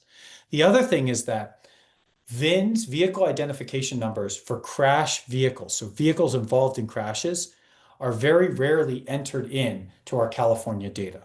Only about 25% of crashes in the state of California have a vehicle identification number linked to it, which means it's very hard for me as a researcher to know the weight of the vehicle, the size of the vehicle type even, the model, make, model, year, all that information about a specific vehicle because we don't have the VIN. I want to shout out CHP since they're in the room because they're actually, from what we've seen, the agency that reports vehicle identification numbers with the highest level of prevalence in terms of including the vehicle identification number. But still, across the state, we don't have vehicle identification numbers for the vast majority of crashes, which makes it very hard to understand what vehicles are involved beyond just a body class of the vehicle, which is the analysis that we present to you today. Next slide. So I'll wrap it up here with just talking about a couple different concepts around the academic research. So the first thing is that from a kind of physics perspective, there's a very strong and established relationship between speed and weight and how those translate into the force, the kinetic energy at an impact of a vehicle, on a vehicle or on a pedestrian. Weight is part of this relationship. So from a just fundamental physics perspective, curb weight, the weight of the vehicle, matters when it comes to how much energy is transferred in a crash. Speed matters a lot and matters even more than curb weight does. The combination of the two can also have an interesting effect. The severity of injury, however, is further mediated by other factors. If I'm a pedestrian versus, say, a child, and I'm struck by a vehicle that's exactly the same height, same weight, same speed, the severity of injury may be quite different because of where that vehicle strikes the body. If it strikes the body in the chest, the torso, or the head, much more likely to have a severe injury than if the vehicle strikes the pedestrian, cyclist, whomever, in the knees, for example. So severity of injury is further mediated by things like vehicle height, the angle of impact, and other factors. Next slide. There have been quite a couple, I would say, studies that have tried to isolate the relationship between the weight of a vehicle and the severity of the crash in terms of the fatality rate. Two notable studies here. One include Michael Anderson, who's a faculty member at UC Berkeley, who did some analysis about a decade ago. And then The Economist did a very exhaustive analysis where they replicated his work and did it for more states.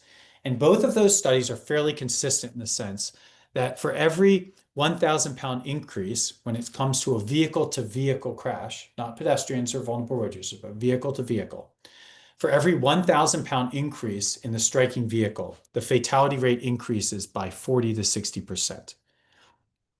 We can interpret this differently and say the fatality rate is 7 times higher if you crash into a pickup truck than if you crash into a compact vehicle.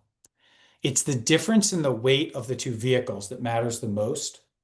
So a very heavy vehicle striking a smaller vehicle is more likely to result in a fatality than two vehicles that are exactly the same size. So that's an interesting finding because from just a vehicle perspective and the safety of vehicle occupants, it suggests that a uniform vehicle fleet that's all the exact same weight will perhaps be a safer solution than having very different varying weights across the vehicle fleet. For vulnerable road users, weight is perhaps less important because if I'm struck by a 2,000-pound vehicle versus an 8,000-pound vehicle, both are likely to do a lot of damage to my body because I'm not protected and I have no forward momentum myself. So it's not as much of an interesting finding for vulnerable road users, but more useful for understanding vehicle-to-vehicle crashes. Go to the next slide. We also know that the form factor, the height of the hood, the slope of the hood, these matter a lot for vulnerable road users. There's been great research over the past decade, a number of different researchers that have looked at this topic. And what the research has kind of culminated in finding is exhibited by this visualization, which is put out by IIHS. And this finding showed that it's both the bluntness of the vehicle in the front end and the height of the vehicle that are factors in the severity of risk. So compared to a baseline kind of a low sloped vehicle, a blunt end vehicle with a flat end has roughly similar rate of fatalities. But when you move that to a sloped vehicle or a vehicle that is a higher rake, a higher height, and a blunt end, it increases the fatality risk compared to those low slope vehicles. And finally, taller vehicles that are really high and blunt have the highest potential impact of severity. But some of these factors interact with each other. So in the case of like a tall vehicle, it doesn't really matter that much if it's sloped or blunt. Both increase the rate of fatality by about the same amount. And there are a couple interesting things here around like what's happening with the dynamics of what happens to a pedestrian in a crash like this. Some of the risk is that the pedestrian is going to be hit and just bear the burden of all that impact on their body, and they're not going to be able to deflect the energy in any way because they're hit sort of square on, right, by a blunt end. A curved vehicle, a sloped vehicle, is more likely to bounce a pedestrian kind of like up and over the vehicle and kind of off the vehicle, which diffuses that kinetic energy in a bit, and the pedestrian doesn't absorb all of that. Another risk here is the risk of a rollover risk. And that's a risk also with higher vehicles. So higher ground clearance is a risk because it's more likely to pull the pedestrian or vulnerable road user underneath the vehicle. So that's partly why we looked at, this is part of the motivation for us doing that analysis on vehicle height and ground clearance, because it's informed by the research that's out there. You can go to the next slide. Another issue is driver visibility out of the cockpit of the vehicle. I ran just a couple studies, like 2 studies that I found, one by IIHS and Volpe, which is a federal research center in Massachusetts, and the other was done by Consumer Reports. But both found that blind spots are increasing in vehicles over time. This is complicated. In the one case, it is pretty clear that SUVs are increasing in terms of the blind spot over time by about 60% over the time period they looked at, compared to sedans where visibility decreased only about 5%. The Consumer Reports analysis looked at a different metric, which is how far a driver can see out of the cockpit of the vehicle. And this was a pretty revealing study that showed that the front blind spot for trucks could be up to 11 feet longer than sedans. So almost an entire sedan length of distance longer than a sedan, and 7 feet longer than SUVs. So this is an issue because if you can't see pedestrians and cyclists, obviously you can't avoid hitting them. I do want to point out, though, that this could be potentially mediated by technology in the future as ADAS becomes more prevalent and those systems are really effective. If they increase in their efficacy, it is possible they will be able to detect vulnerable road users that the driver wouldn't be able to necessarily see. But it's notable that blind spots are increasing over time. And next slide. And finally, children are more likely to die if struck by a larger vehicle. This has been established in a couple different studies. One study found that children are 8 times more likely to die when struck by an SUV compared to a passenger car. Another study found that child pedestrians are 82% more likely to be killed if they're struck by an SUV than a passenger car. This follows from what we've already talked about, right? It has to do with the height of the vehicle. It has to do with the visibility and the ability to see these younger people. And it has to do with where the vehicle is going to strike the child in this case, more likely to hit their torso and their head. So we know that larger vehicles are more dangerous for children when there is a crash. We can go to the final slide. So if I were to conclude this analysis, I would say safer for whom? Heavier vehicles that are larger are safer for the occupants of the crash. This seems to be fairly well established. It's reestablished by the Economist analysis and Michael Anderson's work that when you're in a larger vehicle, you're more likely to survive a crash if you're hitting a smaller vehicle than another larger vehicle. But these larger vehicles also do appear to be more dangerous for the occupants of smaller vehicles and vulnerable road users. If we could imagine the perfect fleet, we might imagine a fleet of small vehicles for the purposes of reducing injuries to pedestrians and vulnerable road users. And we would want similarly sized vehicles because we know that vehicles that are the same size when they strike each other are less likely to result in a fatality than having a big differential. I'm not saying that's necessarily where we should go as a state, but I think that's evidenced by the data and the analysis. So to sum things up, we have seen vehicles shifting over time. We've seen them getting larger. This is larger, more spacious, more cargo. This is kind of a symbiotic thing where it's happening because there's more demand, there's more interest in these vehicles. It's not just as simple as looking at the size of the vehicle. We have to also look at where those vehicles are operating, where they're registered. There's a limit to the analysis we can do because of the lack of behavioral data involving crashes, the lack of information on what exact vehicle was involved in each crash. And by the way, we don't have information on where vehicles are actually traveling, the vehicle miles traveled. We just have information on where they're registered. So these data challenges make it really challenging to do analysis. And finally, the risk of crashes and severity of crashes may be mitigated by technological advances in the future, but it takes a long time for new technologies to propagate their way through the vehicle fleet. So I don't think that we're going to see in the very near term a dramatic shift in the safety of our roadways just because new technologies are coming online that might be available to the masses or might be adopted by the masses in terms of new vehicle purchase in a decade or more in the future. So I will stop there. If folks have questions, I'm very happy to take them, and I defer to Kayla and the CTC team on how they want to proceed.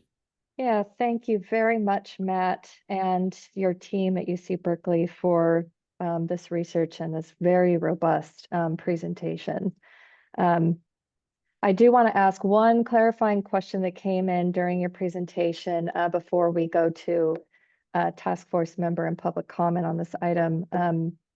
Can you just define how you defined rural or urban areas a little bit more?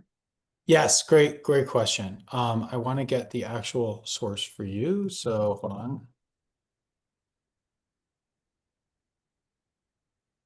I believe we used urban counties of California, which is, we found did a hold on, let me just double check.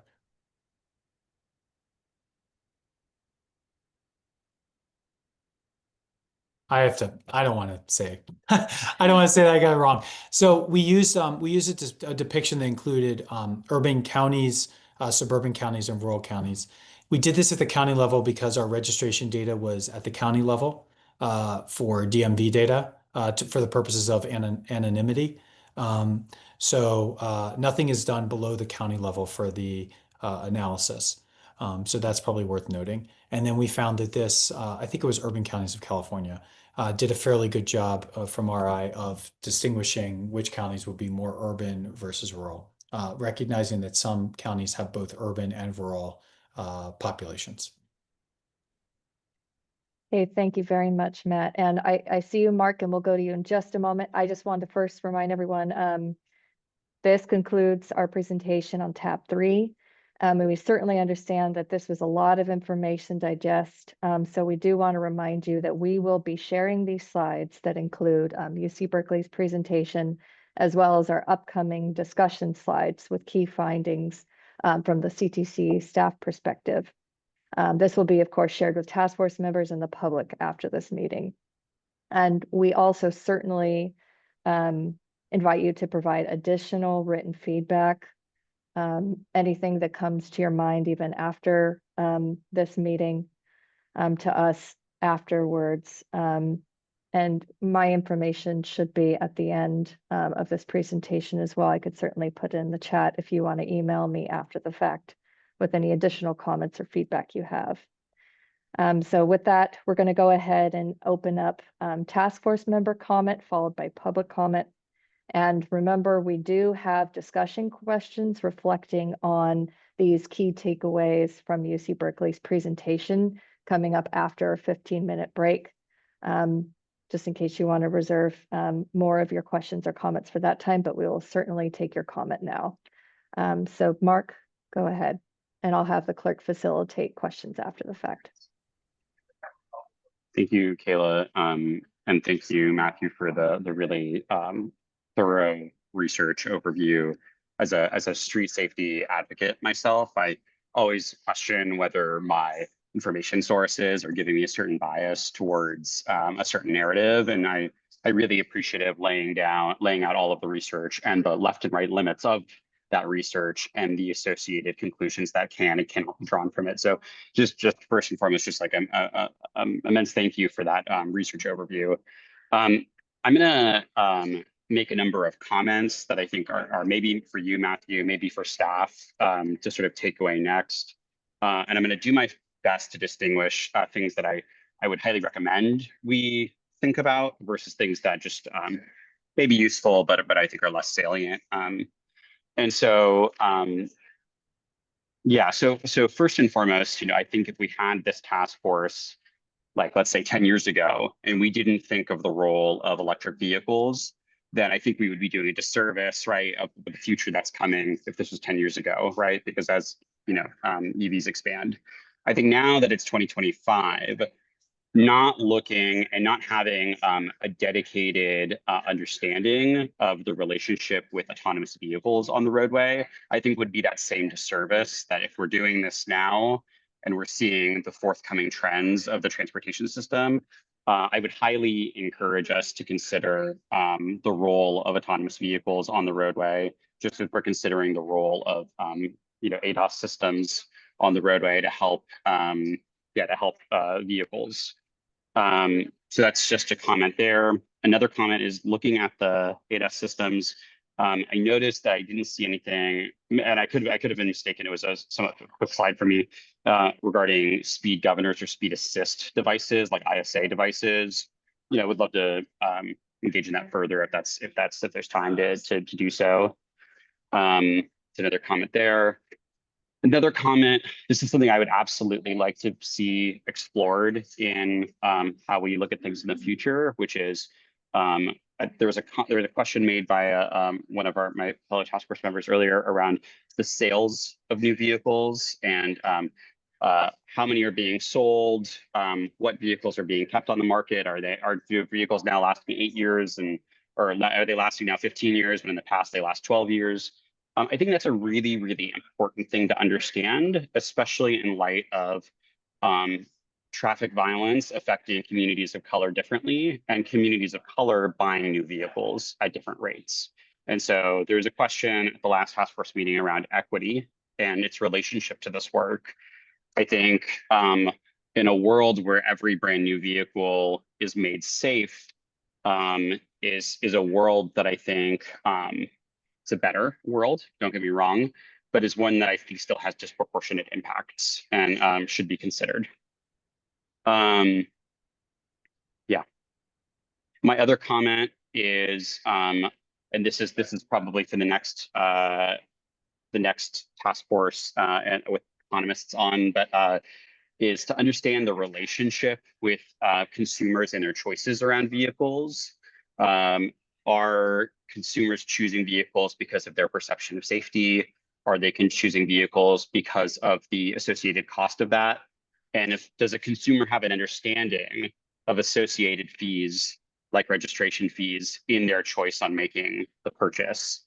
I'm not confident that they do or do not, honestly. And so I would like to really understand if there is an associated higher fee for a way your vehicle, does the consumer know that at the point of purchase? My last few comments are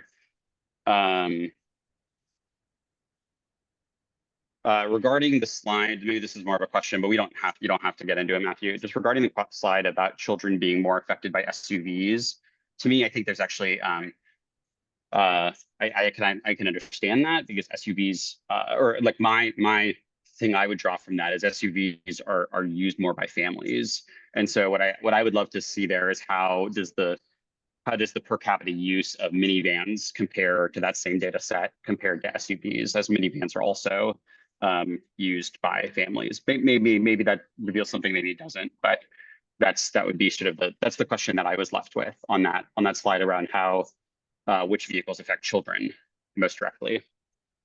Sorry, last few comments. One is I want to appreciate how the data was laid out in terms of just the actual effect on the roadway and on the ground for injuries and safety and deaths.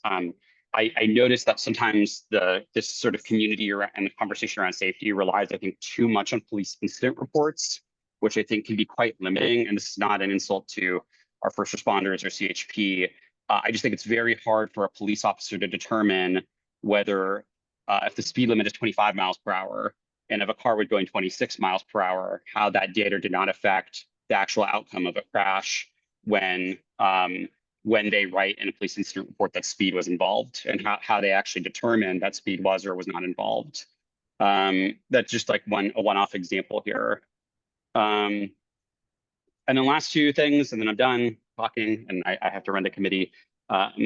One is I'd love to understand in terms of the sloped versus blunt vehicles. I've noticed that in the European Union, they use more, and I know we've been talking mostly about passenger vehicle fleets, or consumer vehicles at the moment, that in the European Union, it looks like more semi-trucks, 18-wheelers use a blunt front-facing vehicle, which I think has a lot more visibility for the cabin for the driver, versus in the US, we don't use those, which always actually kind of confused me. And I'd love to understand how that plays into that conversation. And then lastly, once again, this is just another thing that's been on my mind. I haven't seen any good research on this, but I've always had a theory or suspicion that some of the ways that we make cars and vehicles more comfortable to drivers have an effect on the way that people drive. And so the comfort ideas in mind are, how does CarPlay integrate into your car? How easy is it to hear a fire truck or a police siren? I feel like I remember as a child, I could hear those immediately. And now when I drive a car, it's like harder for me to hear. And I don't know if I'm just making that up. I could be. And you think about like a a Model T or a Yugo from the 1970s, even if those could drive very fast, you wouldn't fucking want to, because those things rattled like crazy and had terrible suspension. As our suspension systems have gotten better and our cars feel just more level, are people more inclined to do reckless right turns, those sorts of things? Not something I've seen examined in the literature. I'm not suggesting that we do a study on that, but that's just one of the things that's top of mind. I really appreciate being able to share all of my thoughts and comments. I tried to speak semi-slowly for both staff and the interpreter, and that's it for me. Thank you.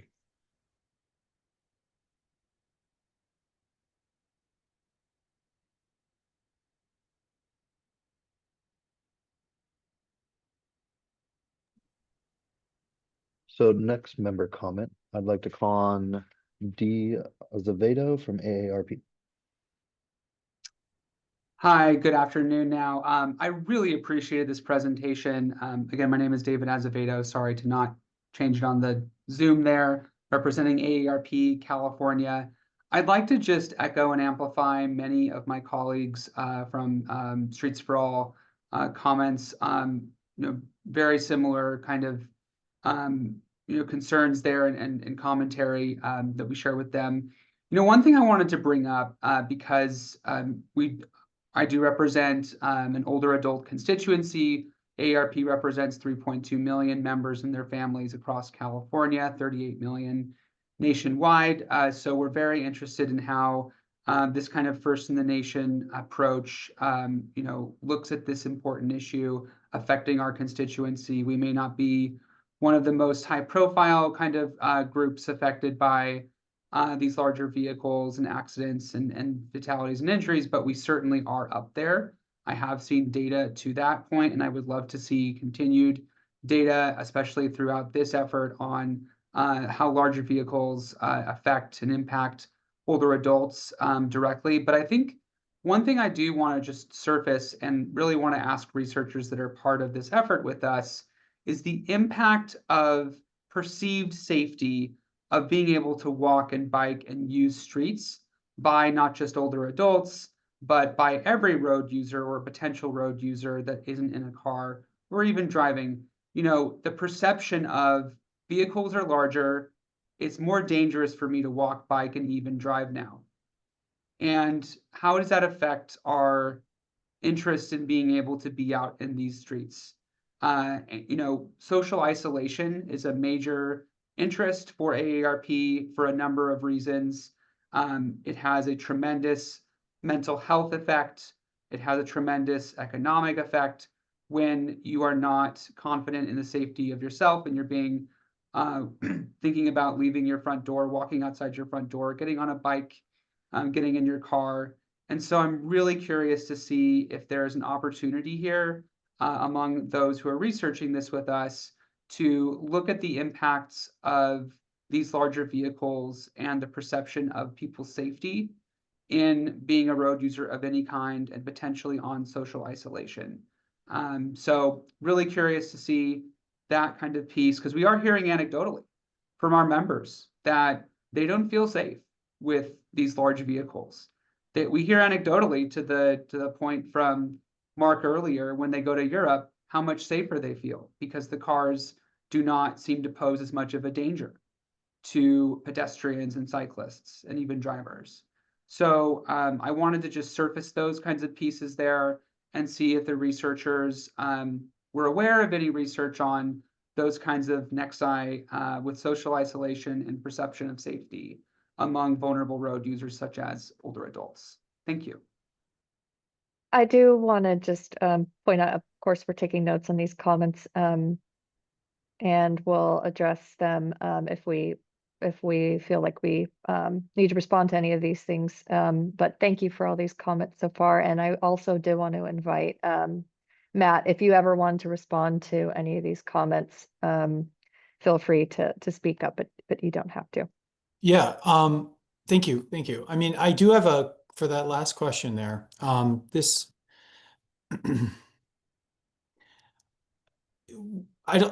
we viewed it maybe as out of the scope of the work that we were tasked to do, that question. However, I personally have a bit of experience researching that particular topic of you know, safety as a barrier, let's call it that. Particularly in the broader picture of my work from environmental health, which was focused on kind of the relationship between climate, transportation, and health. And the idea that these modes that are virtuous, walking and biking, they improve our physical activity and health, they reduce our emissions for climate change, and they improve local air quality, and they take up less space. We kind of, as a society in the state of California, ask for people to prefer these modes and to mode shift. But it is rational to not do those activities if they are less safe.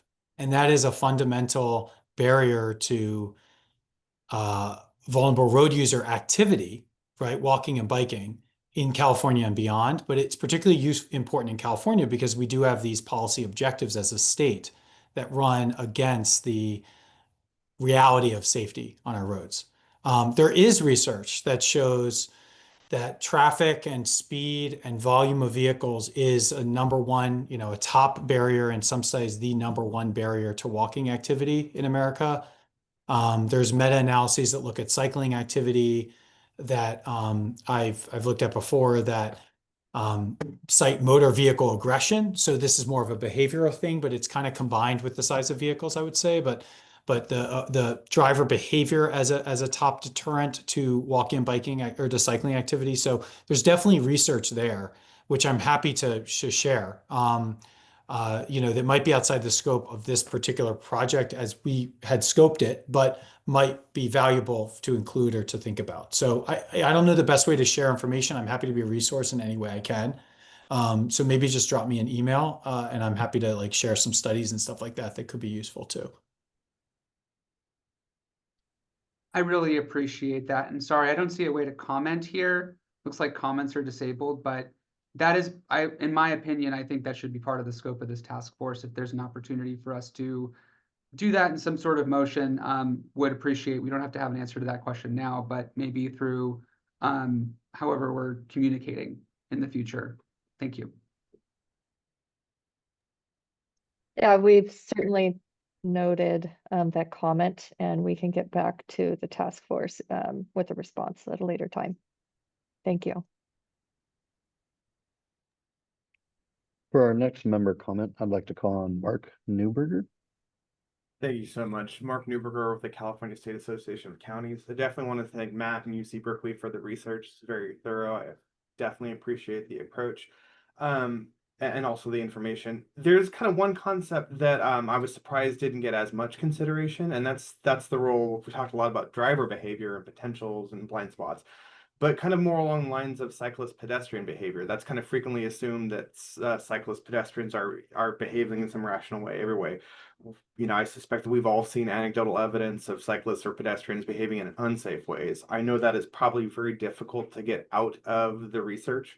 However, on the transportation side, there's definitely been more and more efforts, whether it's in intersections or other transportation projects, to put barriers and other things in there to prevent or discourage inappropriate pedestrian or cycling behavior that would be unsafe and potentially lead to the increases in injuries and fatalities that's borne out in the research. I do also want to, really kind of focus in on the correlation that your research showed between urban and disadvantaged areas as far as the higher rates of injuries in these areas as definitely places for obvious priority investments for future transportation facilities and projects, kind of on a priority basis to reduce the risk in these areas. But I also do want to note, obviously there's priorities, but there's a need if we're trying to build a more safer and seamless transportation system that is kind of conducive for all modes of transportation, that requires both urban disadvantage as well as rural investments in those transportation projects to actually build out more safer systems.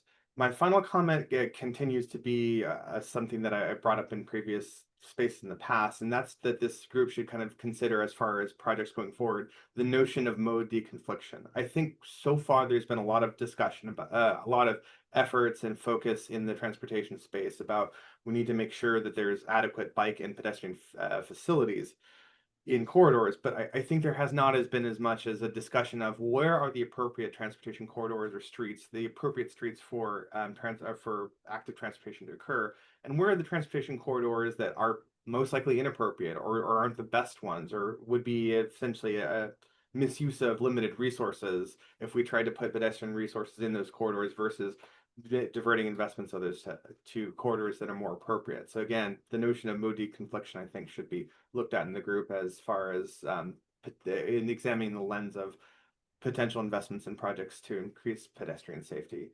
And again, there's definitely places, especially more rural settings, where it makes a lot more sense to encourage the use of bikes versus pedestrians, especially in large rural counties. There's a potential that there's many great 10, 20, 30 miles or greater between different cities or other areas, inhabited areas. That distance would only feasibly be covered by a bike if it would make sense. And so there's definitely situations of understanding that certain contexts in certain areas, there's different types of projects that enhance the safety, and there's certainly pedestrian projects which makes no sense in those contexts. That's it for my comments. Again, I want to thank Matt and UC Berkeley for the thorough research. Next, I'd like to call on our member from CHP. Oh yeah, Brian Cocaine with CHP.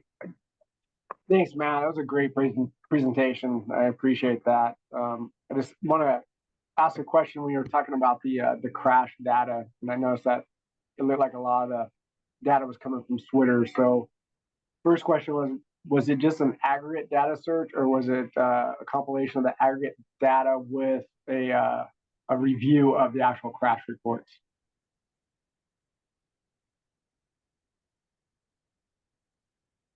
Aggregate data search. Some review of the individual crash reports, I'd say ad hoc as possible, but it was aggregate data search through our system here at UC Berkeley. Okay, thanks. I know that with the narrative redaction, I know at least hopefully if you're looking at CHP reports, that was very limited, because it should be, because I know we try to limit that to only personal identifiable information, I guess, redacted out of those. So if you do come across any of those issues in further study, please reach out. I'd like to be able to get you as much data as we possibly can. I think second, that might flow into one of the other data limitations you talked about with speed. So since 2013, NHTSA enacted Rule Part 563 that required if a vehicle is equipped with an event data recorder, that they're required to store certain information. Some of that is speed data. So typically that won't be in an aggregate data. It will be actually in the report if that information was accessed in that. Yeah, just to clarify, so we only used aggregate data. I wasn't thinking totally. So we do not have access right now to those individual reports. Thanks, Matt. Thank you.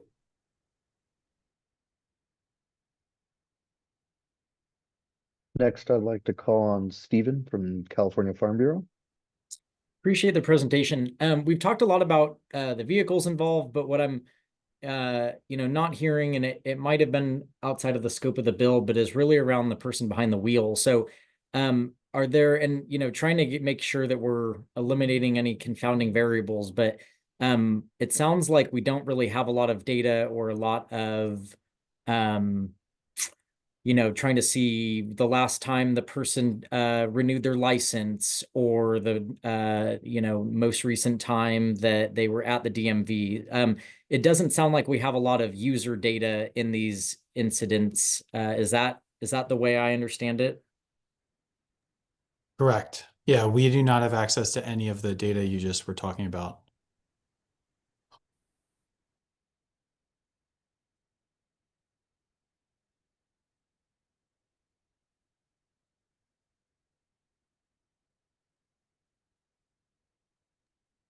Next, I'd like to call on Rebecca from Safe Streets Research. Thanks. Thanks, Matt. That was a lot for us to take in, and a lot of work that y'all have done. So really appreciate it. And as a Safe Trek alum, also really appreciate it. I have a couple of comments, just a question for you, and then a couple of comments, including for you, Kayla. Someone else mentioned that there's no ability for us to chat, and I can appreciate that in the sense that we want to be paying attention to what Matt is saying, but it could be helpful for future meetings if there is a way for us to be putting out resources, because I I, for example, could have answered maybe a couple of questions that came up while Matt was still presenting.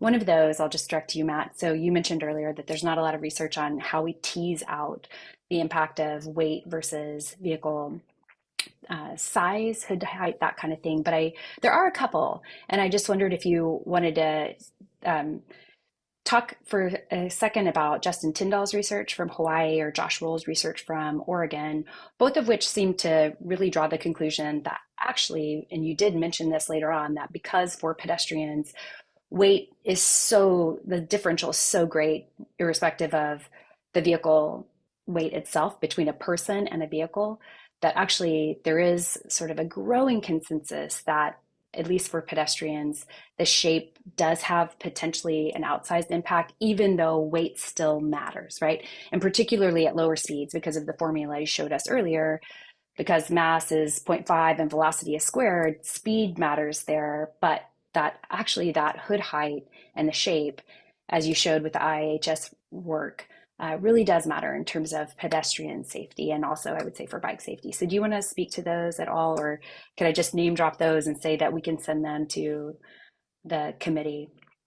Oh yeah, absolutely. I mean, yes, I think there are 3 different papers from Tyndall that we use in the research. So absolutely concur with your conclusions there. I think what makes it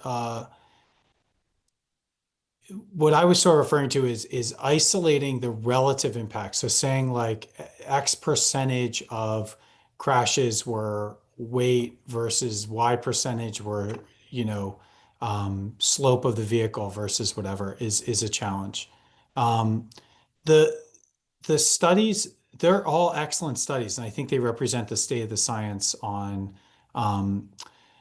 on making causal inferences about the relationship between these factors and fatality risk for the national fleet.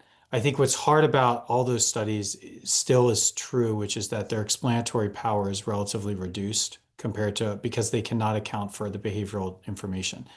But um, there's a real challenge here, and it's part of the nuance of the research, right? Yeah. Just not being able to explain everything perfectly and to say that there's a perfect causal relationship where we're 100% certain does not mean the relationship is not there. It doesn't mean we shouldn't act from a policy perspective. It doesn't mean that lives could not be saved from action, right? It just means that there's nuance and challenges in science to fully attribute, the relationships perfectly, and that almost is impossible to achieve in a world where driver behavior, pedestrian behavior, road design, other atmospheric conditions, all that stuff are factors. So I kind of was more commenting on the challenge of just really like drilling down into a specific relationship vis-a-vis weight versus hood height or something like that. But some of the studies are adjusting for weight as well, in addition to the vehicle types. They're saying vehicles of the exact same weight, but with a different hood height or different rake, of the front of the vehicle, have different rates of fatalities or different risk of fatality. So even isolating for weight, you're still able to establish independent relationships between those factors. So absolutely agree with everything you're saying. Yeah.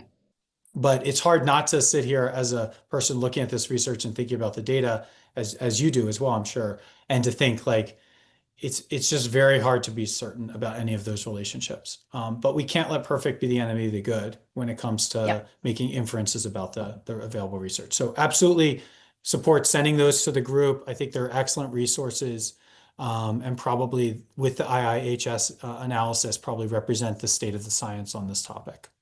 Yeah, and that IIHS has really done so much tremendous work. And I don't remember if you said, I know you quoted several of their studies, but they did really clearly conclude that. So what seems to be a little more challenging, and a lot of your data show this, is that we can't necessarily say that people are more likely to be involved in a crash with an SUV or a truck, right? And in fact, the evidence might suggest that they aren't, although because we are lacking those really specific adjusted fleet numbers, that's challenging. And so we're just kind of in the dark about that a little. But what we can say, what seems to be pretty clear from the data, is that if you are involved in a crash with an SUV or a truck, a larger vehicle, you are more likely to experience a serious injury. So we can say with certainty some things, and we can't say with certainty some others. And I'm really I feel that, that just like we're doing the best we can. And also, yes, 100% agree that perfect can't be the enemy of the good. So another just point I wanted to make with regard to the idea of the perceptions of safety, I think you did a great job responding to the earlier comment. And I just wanted to add that another area where that will come into play, and this is specifically with respect to David's comment, is that we do know that infrastructure, I've done a lot of research on this. This is my dissertation at Berkeley. Infrastructure matters a lot with perceptions of safety, and particularly for people biking, but also clearly for people walking. And what we know about these larger vehicles is that they take up more space. So if you have a 5-foot bike lane on a road, that might be fine if you have all small vehicles, and it might be completely inadequate if you're riding next to a Ford F-150, right? So that is an area where we can pretty directly connect the dots between what we know in the past and what we know about the effects of these vehicles. Even if no one has done the research on that exact question today, it's very well established. There is so much research out there about perceptions of safety and the impact of infrastructure. So we can draw, I think, pretty clear conclusions there. And I think that point was really important, that, yeah, perceptions of safety matter with regard to whether or not people walk and bike. And one more comment just to Mark to conclude my comments is that, Mark, you mentioned that some places might not be appropriate for people walking and biking. And there's some pretty serious equity implications for deciding that, right? So I agree with you, and the California DOT has decided that like highways are not appropriate for people walking and biking to a large degree. That doesn't mean that people aren't walking and biking there. So my firm is currently doing a statewide analysis with a couple of other firms where we're helping Caltrans basically develop proactive safety plans. And what we're seeing in the data are that, far more people than we want are dying as pedestrians on our elevated, limited access freeways. Now, some of those are no doubt drivers whose cars have broken down, but some of them are also people who are needing to cross those highways for one reason or another. So that's sort of where we could say, well, we really have designated that as a cars only space. When we're talking about people accessing, though, from one place to another in a county, if you're walking, you probably don't have another option. So how do we balance our equity concerns and our, duty to people to provide them a safe passage with very real concerns that you're talking about, I think, which relate to, limited resources and the need to use our resources efficiently. So I think I just want to put that out there that, like, particularly, you mentioned people should be biking places, but if they're not going to bike if they don't feel safe. So all of these things sort of fit together, how we deal with this changing vehicle landscape in a pretty fixed roadway landscape in a lot of places, and balances equity concerns with real safety concerns that people experience. Thank you for your comments, Rebecca. I just did want to also speak to your other question about the chat. We'll look into whether it's something we can do at a future meeting. But in the meantime, anything that anyone wants to share, feel free to send it to me. And that's something that that we can distribute.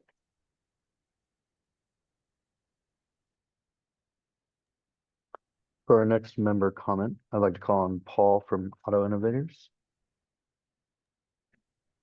Thanks. And this may be just a quick question for Matt. Thanks again for putting the study together. Some interesting results and a lot to digest, and I'm sure we'll cover some of it later in the discussion as well.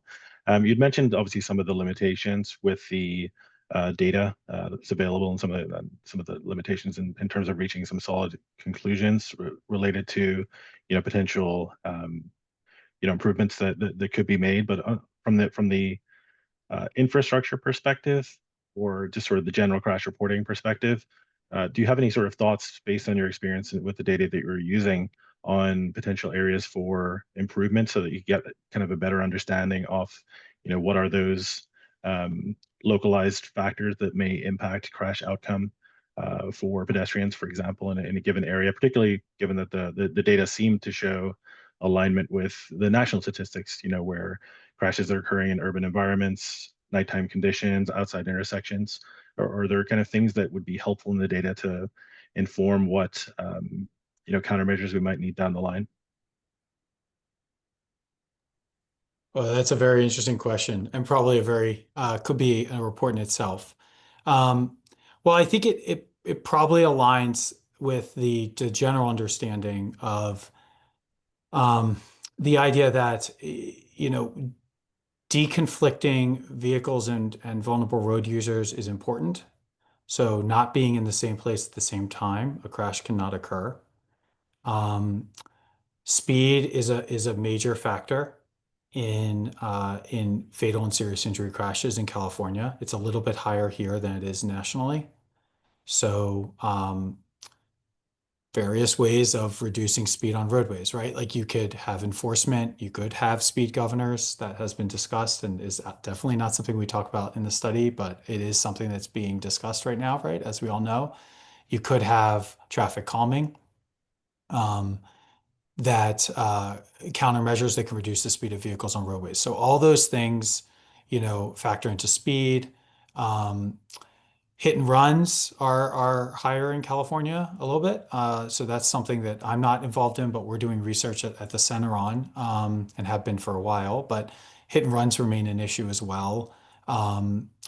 Intoxication is clearly a problem for these types of crashes. So, you know, there are definitely things that come out that are fairly consistent with what we see in the broader literature. I wouldn't say that's necessarily the specific focus of the study. We do have a section that we'll probably talk about later, which is revolving around specifically the issue of vehicle weight and policies around that.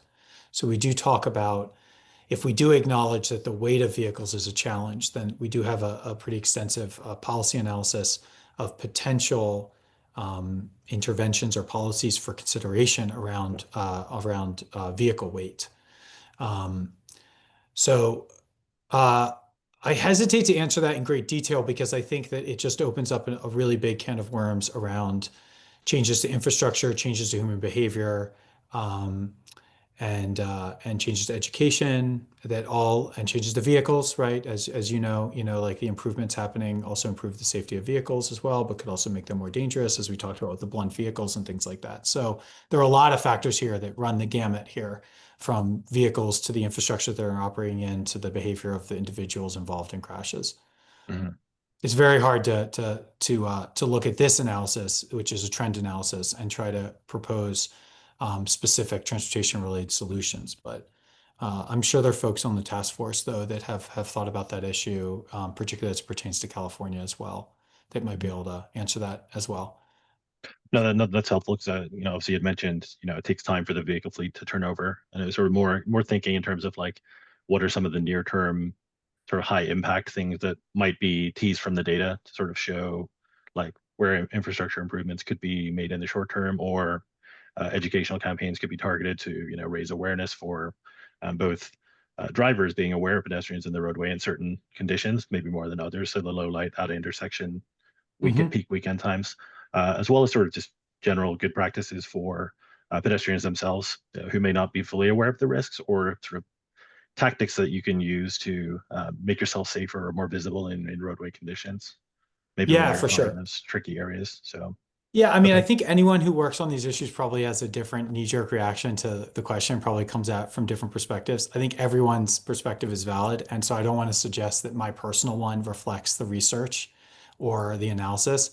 I think my personal perspective is that deconflicting, meaning just developing a system where we do not have pedestrians or cyclists in the same place as a vehicle, or a vehicle in the same place as pedestrian cyclists at the same time, is a foolproof way to avoid fatal and serious injuries for pedestrians and cyclists. And that means, as discussed, fully separated bike lanes. It means signalized intersections, probably means thinking about turns on red. It means addressing the fact that we saw T-bone crashes are the most common for bicyclists, right? So that's happening when there's two turning vehicles, or a turning vehicle and another vehicle going straight. That's something that can be addressed. But there are challenges to all of those, right? Whether it's funding for infrastructure developments, scarce resources around space, and carving out space for bike lanes that are fully separated and protected. It might be a longer wait time for an intersection in order to run the entire cycle, to allow every road user free access, safe access to that intersection. It might involve pedestrian, crossover walkways that go over roadways that are costly. So there's a broader picture here, which is the play of those things. But I think if we had infinite resources and infinite space, it's pretty clear that solving this this challenge could be solved by making sure that pedestrians and cyclists always have a separate way to access where they need to go that does not intersect with vehicles. And from a personal perspective, I am a cyclist. I've been hit 3 times in bike lanes, and all 3 of those times occurred at intersections or at the entrance to a bike lane where I could be hit by a vehicle, right? It's not happening when I'm fully protected in the lane. That's anecdotal, but I just want to share that as a personal example of that broader concept and why my experience has shaped that perspective. Thanks. Next, I'd like to call on Megan from AAA. Yeah, thank you. And Matthew, thank you for the presentation. That was great, a lot of information. I think this question is probably mostly directed to you, although somebody else may have an answer. But, you know, towards the beginning, you showed the map and you showed different states within the United States that have weight-based fees and such.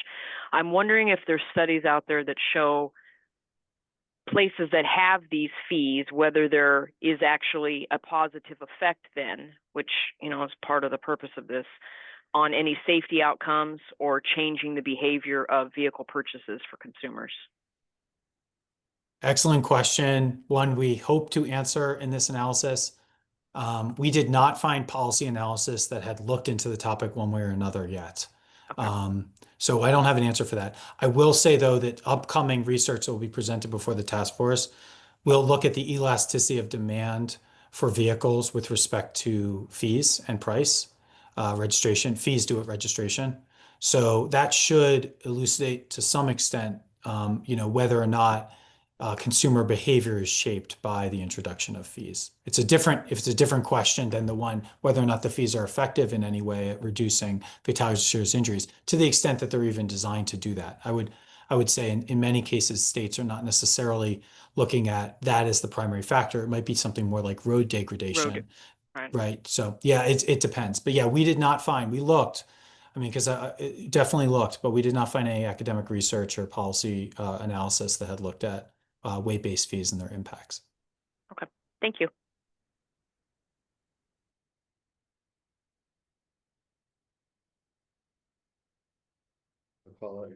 Okay. It looks like that concludes comments from task force members. Clerk, did we receive any public comment on this item? I'm not seeing any public comment at this time. Okay. Well, with that includes our presentation discussion on tab 3.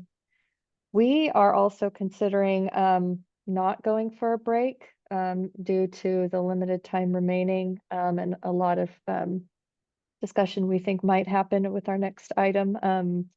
So I just wanted to get a sense from task force members if they would be okay with not taking a break.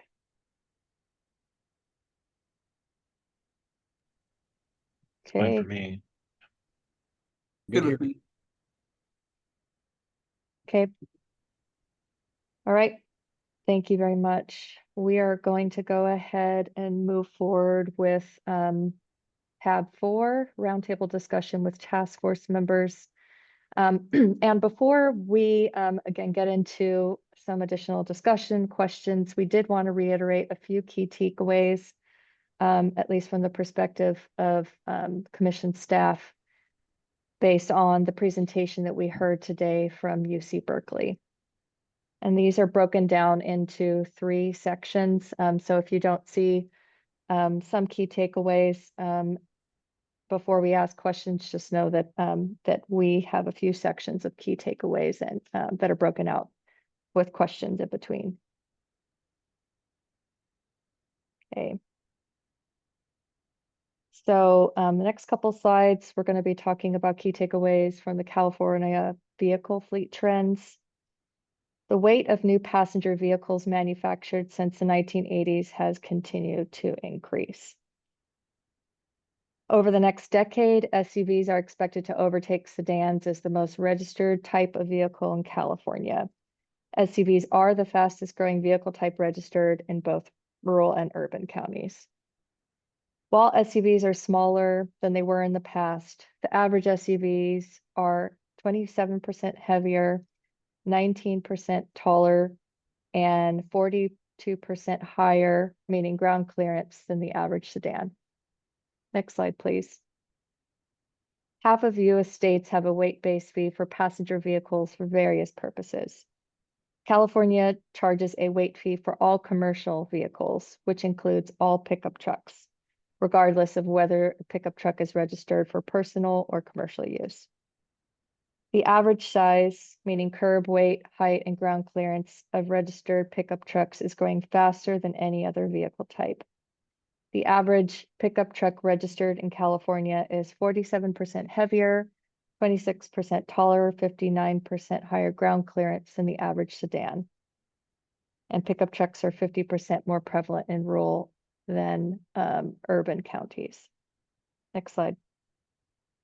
Americans are holding on to their vehicles longer, lengthening the time for adoption of new vehicles with more safety features. And hybrid and electric vehicles are heavier than the standard internal combustion engine vehicles, with electric vehicles being the heaviest of the three. However, their share of registrations is small but increasing, with hybrids making up 6.7 or 5% of registrations and electric vehicles making up 5% of registrations in California. Next slide, please. So we did want to ask a few questions of the task force, just based on these key findings or key takeaways, I should say.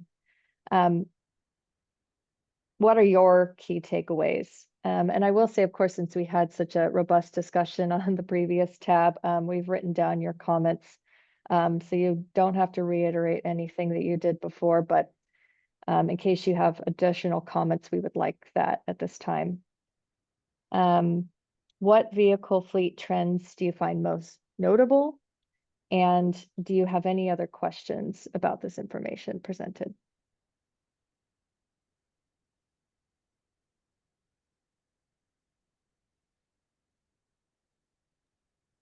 I'd like to start by calling on Les Swizen. Yeah, hi. Again, thank you for the presentation, all the hard work done. I think it was interesting to note that, and I think it was kind of glossed over a bit, but the increase in vehicle weight seems to correlate, at least somewhat, with the increase in EV market share. So I'd be curious what kind of spread of vehicles were looked at for the study, and perhaps that was a better question for Matt. Apologies, but that was an interesting trend that I noticed.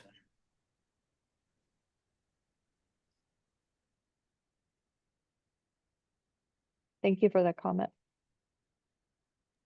Sorry, I had to eat something. I was hungry. We looked at electric vehicles are part of the broader trend, so they weren't excluded. They are not broken out as a separate category. That is because we attempted and spent a week trying to do that, but it was very hard to isolate electric vehicles as a fuel type using the VIN data.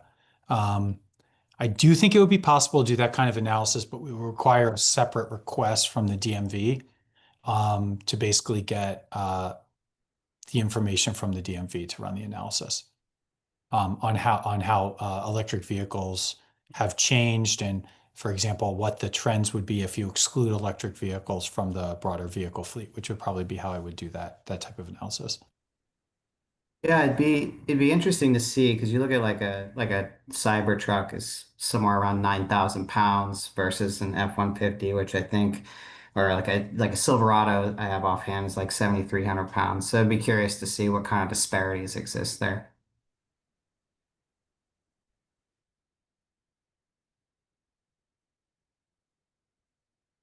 Okay. Do we have any other comments from task force members? Oh, go ahead, Paul. Yeah, not really directly related to the research, but perhaps sort of worth capturing for the broader discussion is obviously we're talking a lot about different vehicle design characteristics. I think it's also important to note some of the federal regulatory activities underway in this area generally, particularly as it relates to pedestrian protection and/or changes to the new car assessment program, which is run by the National Highway Traffic Safety Administration. So they did issue a proposed rule last year looking at design improvements for pedestrian protection, head impact. They also updated the NCAP star rating procedures for both head impact as well as lower leg impact. And we expect those will have an impact on sort of vehicle design writ large. Additionally, with the automatic emergency braking and pedestrian automatic emergency braking rule, as well as updates to the new car assessment program to also rate pedestrian automatic emergency braking as well. So we are seeing policies being implemented at the federal level to encourage the continued adoption of those technologies and kind of pushing the envelope above and beyond where they are today. And I think manufacturers are already innovating in those areas as well. But I just think it's sort of important to capture sort of those bigger picture elements as well, as we consider sort of the development of recommendations. So I think that was some of the main topics that jumped out. Additionally, I think one of the other, I think Matt raised this during the conversation as well. It may be very challenging to get towards what might be a sort of quote unquote perfect fleet because of the differences in consumer demand and the different needs that individuals would have in terms of like the vehicles that they use on a day-to-day basis, whether they, are a single person, using it for commuting from A to B, to a family who uses it for multi-purpose uses, throughout the year. So I think some of those things are important to kind of balance, as well as kind of sort of the broader equity considerations in terms of affordability over time as new technologies are introduced. So it's sort of that balancing act that needs to be considered.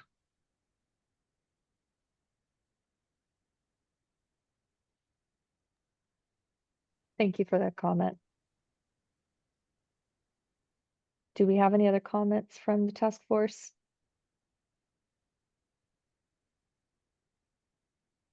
Okay. Go ahead and go on to the next slide. Okay, so these next few slides are going to be talking about injury and fatality trends that we saw as key takeaways from the presentation. So vehicle collisions resulting in fatalities and serious injuries of vulnerable road users have increased. Vehicle registrations in California show that vehicles purchased are increasingly heavier, taller, and higher. SUVs, pickups, and sedans are all more frequently involved in crashes, resulting in fatalities and serious injuries to pedestrians and bicyclists in both urban and rural areas. SUVs are the fastest growing vehicle type involved in crashes for both heads and bikes, followed by sedans and then pickup trucks. However, as we discussed earlier, UC Berkeley's research only shows correlation between these factors and not causation. Again, this is due to challenges isolating vehicle weight from other factors involved in crashes, as well as other data limitations. Next slide, please. In both urban and rural areas, the majority of pedestrian bicyclist fatalities and serious injuries are caused by sedans, which is the most registered vehicle type in California. Of course, when controlling for population, pedestrian fatalities and serious injuries are more common in urban than rural areas. And when controlling for population, bicyclist fatalities and serious injuries are more common in urban than rural areas. Next slide, please.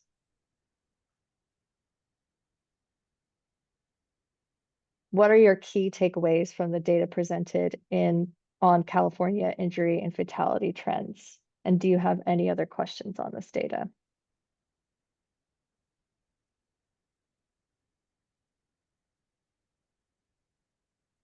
Les? I was just curious on I know population was considered in looking at urban versus rural. I was curious whether looking at totality of the increase, if population growth or mix was considered along those lines. The increase in fatality, there has been an increase in fatalities, and I'm just curious if there was a control for population on the total number, not just urban versus rural.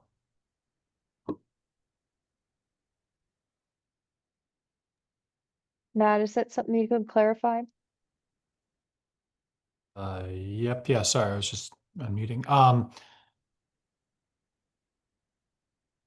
I believe we did that analysis, but it is not in the report right now, for total fatalities. So it's possible to do that for sure.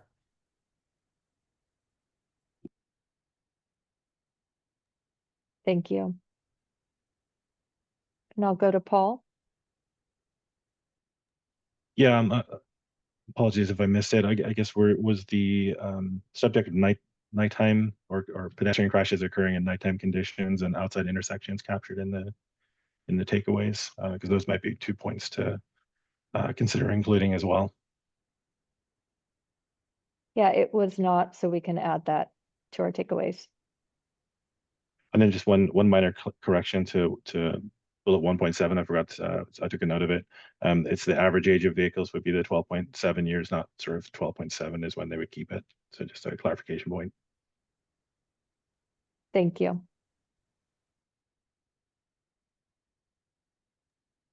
Okay, Topher with active SJV. Yeah, I just had a question about the data set, how it's broken up into urban and rural. You shared the link to the California Associations of Counties, and it broke it down into 3 categories: suburban, rural, and urban. I was curious why the data itself wasn't broken down into those 3 categories as well. Rural, suburban, and urban. Oh, it is broken down that way. And for some of the slides, which I didn't dwell on too much, we have the suburban category as well. It's a little bit more comprehensive in the report as far as doing the analysis, but yeah. I think from what I recall from the research report, the suburban trends lie somewhere in between what was found in the rural and urban context. That's correct. Yeah, That's exactly correct. right. Yep. It's just what you'd expect. Urban, rural, somewhere in between physically and literally in the data, and then rural is at another extreme. Megan, AAA. Yeah, with regard to takeaways, to me, one of the things that kind of stood out to me from Matthew's presentation around this is, and then related to what you had listed there as takeaways, while SUVs, definitely have been growing in population and registration, and all vehicle types, crashes with pedestrians and bicyclists have grown. That one chart that showed the most common crash types, like the broadside, the rear end, there wasn't a big disproportion between SUV and pickup and car. It was pretty close. So to me, that was something I found interesting, just because, while there are a lot of sedans that are heavier because they're EVs, a lot of the assumption just kind of in broad terms with broad population, not necessarily with regard to this group, is people just assume that it's all SUVs and pickups are the heaviest vehicles on the road. So some of the assumption here when you're talking about weight and fees and so forth, I don't know, that chart just really stuck out to me, because there were even a couple of the scenarios, I think, where sedans were more likely to have an impact with a bicyclist or a pedestrian than an SUV or a pickup truck. Thank you. I'll go to Rebecca, Safe Streets Research next. Thanks. Another quick just thought, Matt, I don't know how, I think it's pretty hard to get these data, but there was a study out of Chicago that found that actually the presence of TNCs was associated statistically significantly with a rise in pedestrian fatalities. And I don't know that we're going to be able to find anything out about that in this work, but I just want to maybe put that on the record, that that's a gap that we have in our data to really understand. And this gets to someone's earlier point that we don't know a lot about the drivers, right? And so particularly because pedestrian fatalities, that's my focus is on pedestrians and bicyclists, and those fatalities are for pedestrians, fatalities are disproportionately at night, like highly disproportionate, 75%. So, when we think about what's happening at night and all of the correlations that are, occurring with those statistics, one of the things that we have seen an increase in over time is, the use of TNCs, the fact that those drivers aren't necessarily trained. They might be driving in unfamiliar areas. We don't know. I'm just putting that out there as a factor that needs to be further investigated, along with all of the things that Matt named earlier, including, just the role of distraction. So if there's some way to kind of get at that a little bit in this, that would be interesting. If not, let's just note it as a data gap and something that would be helpful for us to better understand in the future.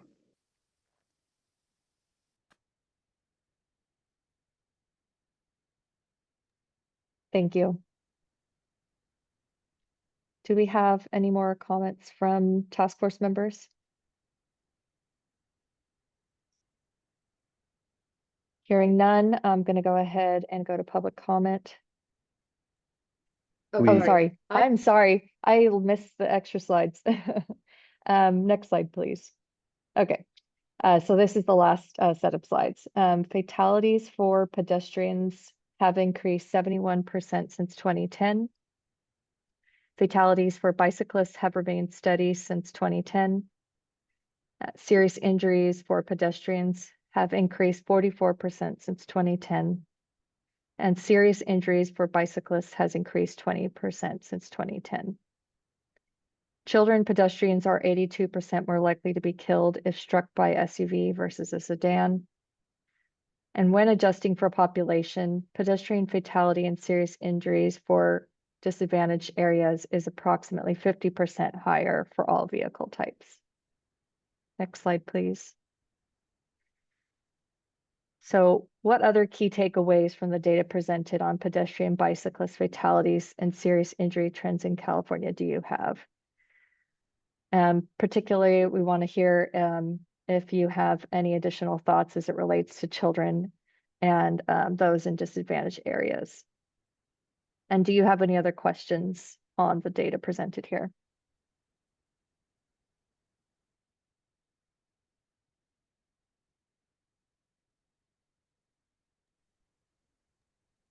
Paul? I guess a clarification point on the key takeaways is that you're referring to California data or national data? California. Information, okay.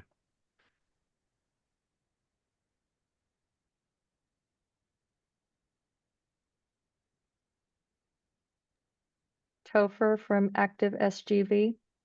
I guess I had maybe a comment, but just curious about like data set, or there has been LAS did an article about decreasing numbers of children riding bicycles. We know that kids are less likely to walk to school now, so just interesting to see that there's an increase of their fatalities and no fewer children are out in our streets walking or biking.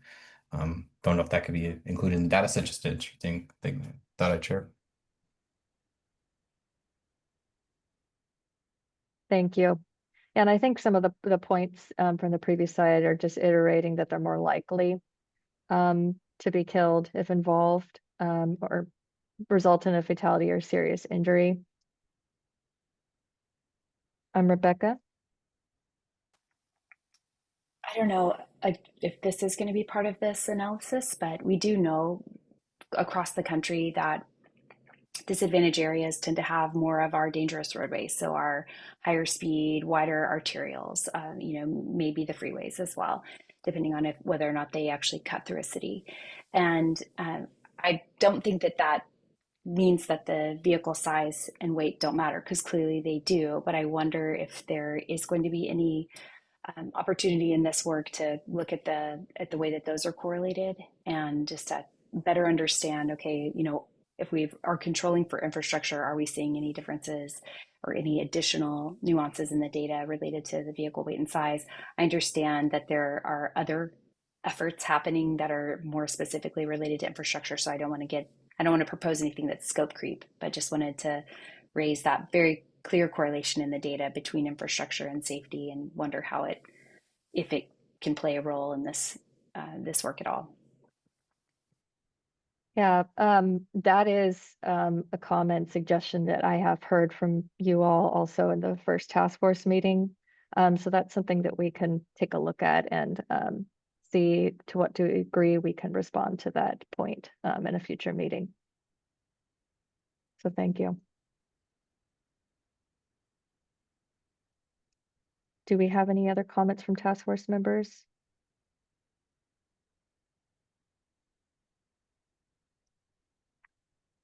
Next slide, please. Okay. I'll ask one more time. Do we have any other comments or questions from task force members broadly as it comes to these key takeaways? None from Denise at the end. Paul? Yeah, I guess just a general question is it, and I'm not sure how this relates to the end report.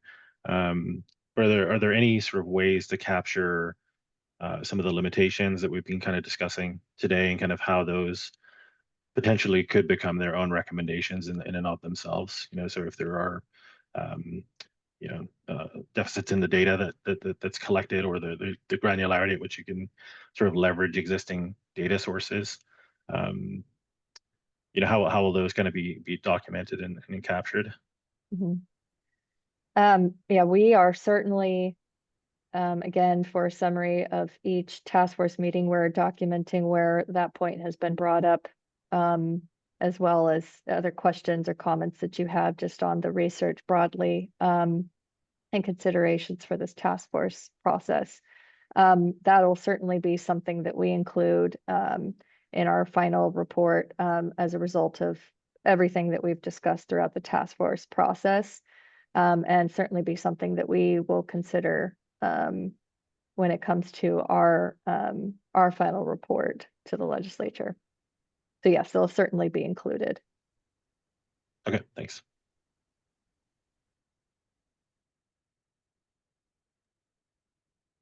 I think DMV tried to say something. Okay.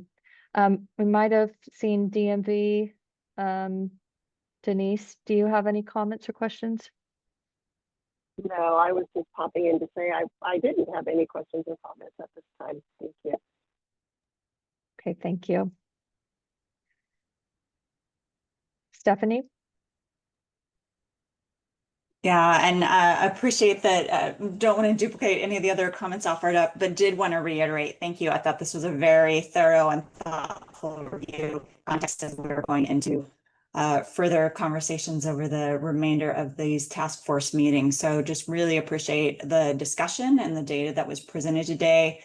Would probably echo the thought about being sure to make sure that some of these data points and takeaways really are appropriately reflected with the context of the scope of the research and questions, considerations that are not being necessarily incorporated into this project, but would be important to keep in mind as you're looking at each of these takeaways, either as isolated data points or as a total kind of framing of the current situation.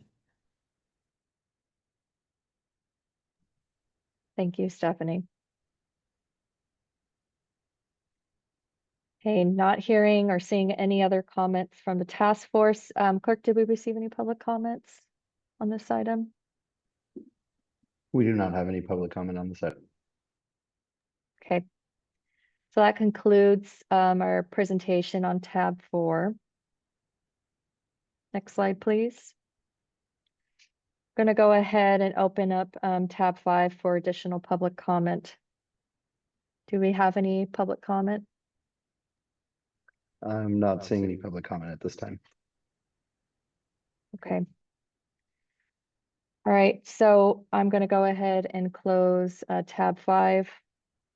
And I just wanted to say before we adjourn, I'd really sincerely like to thank all of our commission staff for their assistance with today's workshop, and certainly our task force members for the feedback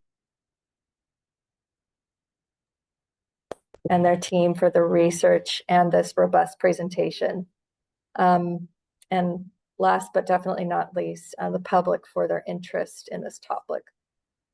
What we heard today was a great desire to understand the many factors contributing to road user injuries and fatalities in California. Some topics that were raised include, why are people holding on to their vehicles for longer, and how might this impact safety outcomes in different communities? Limitations of safety data and interest in improving data quality, understanding changes in federal regulations and how these policies impact vehicle design, how perceptions of safety impact behavior, including travel behavior and vehicle purchasing behavior, common environmental and behavioral factors such as low light environments and pedestrians crossing outside of the marked crosswalk, and infrastructural factors such as whether modes are mixed or separated. We have taken detailed notes and will be summarizing these notes and sharing that with you after this task force meeting. So we look forward to hearing from you all again at our next task force meeting, which is also going to be held virtually on August 20th. As we did mention before, we know that this is a very robust presentation that we had today, and more things might come up after the fact. So we certainly email me if you have any other comments from this presentation, and it will be shared with you after the fact. So thank you all for your participation today, and we're going to adjourn our meeting at this time. Thank you.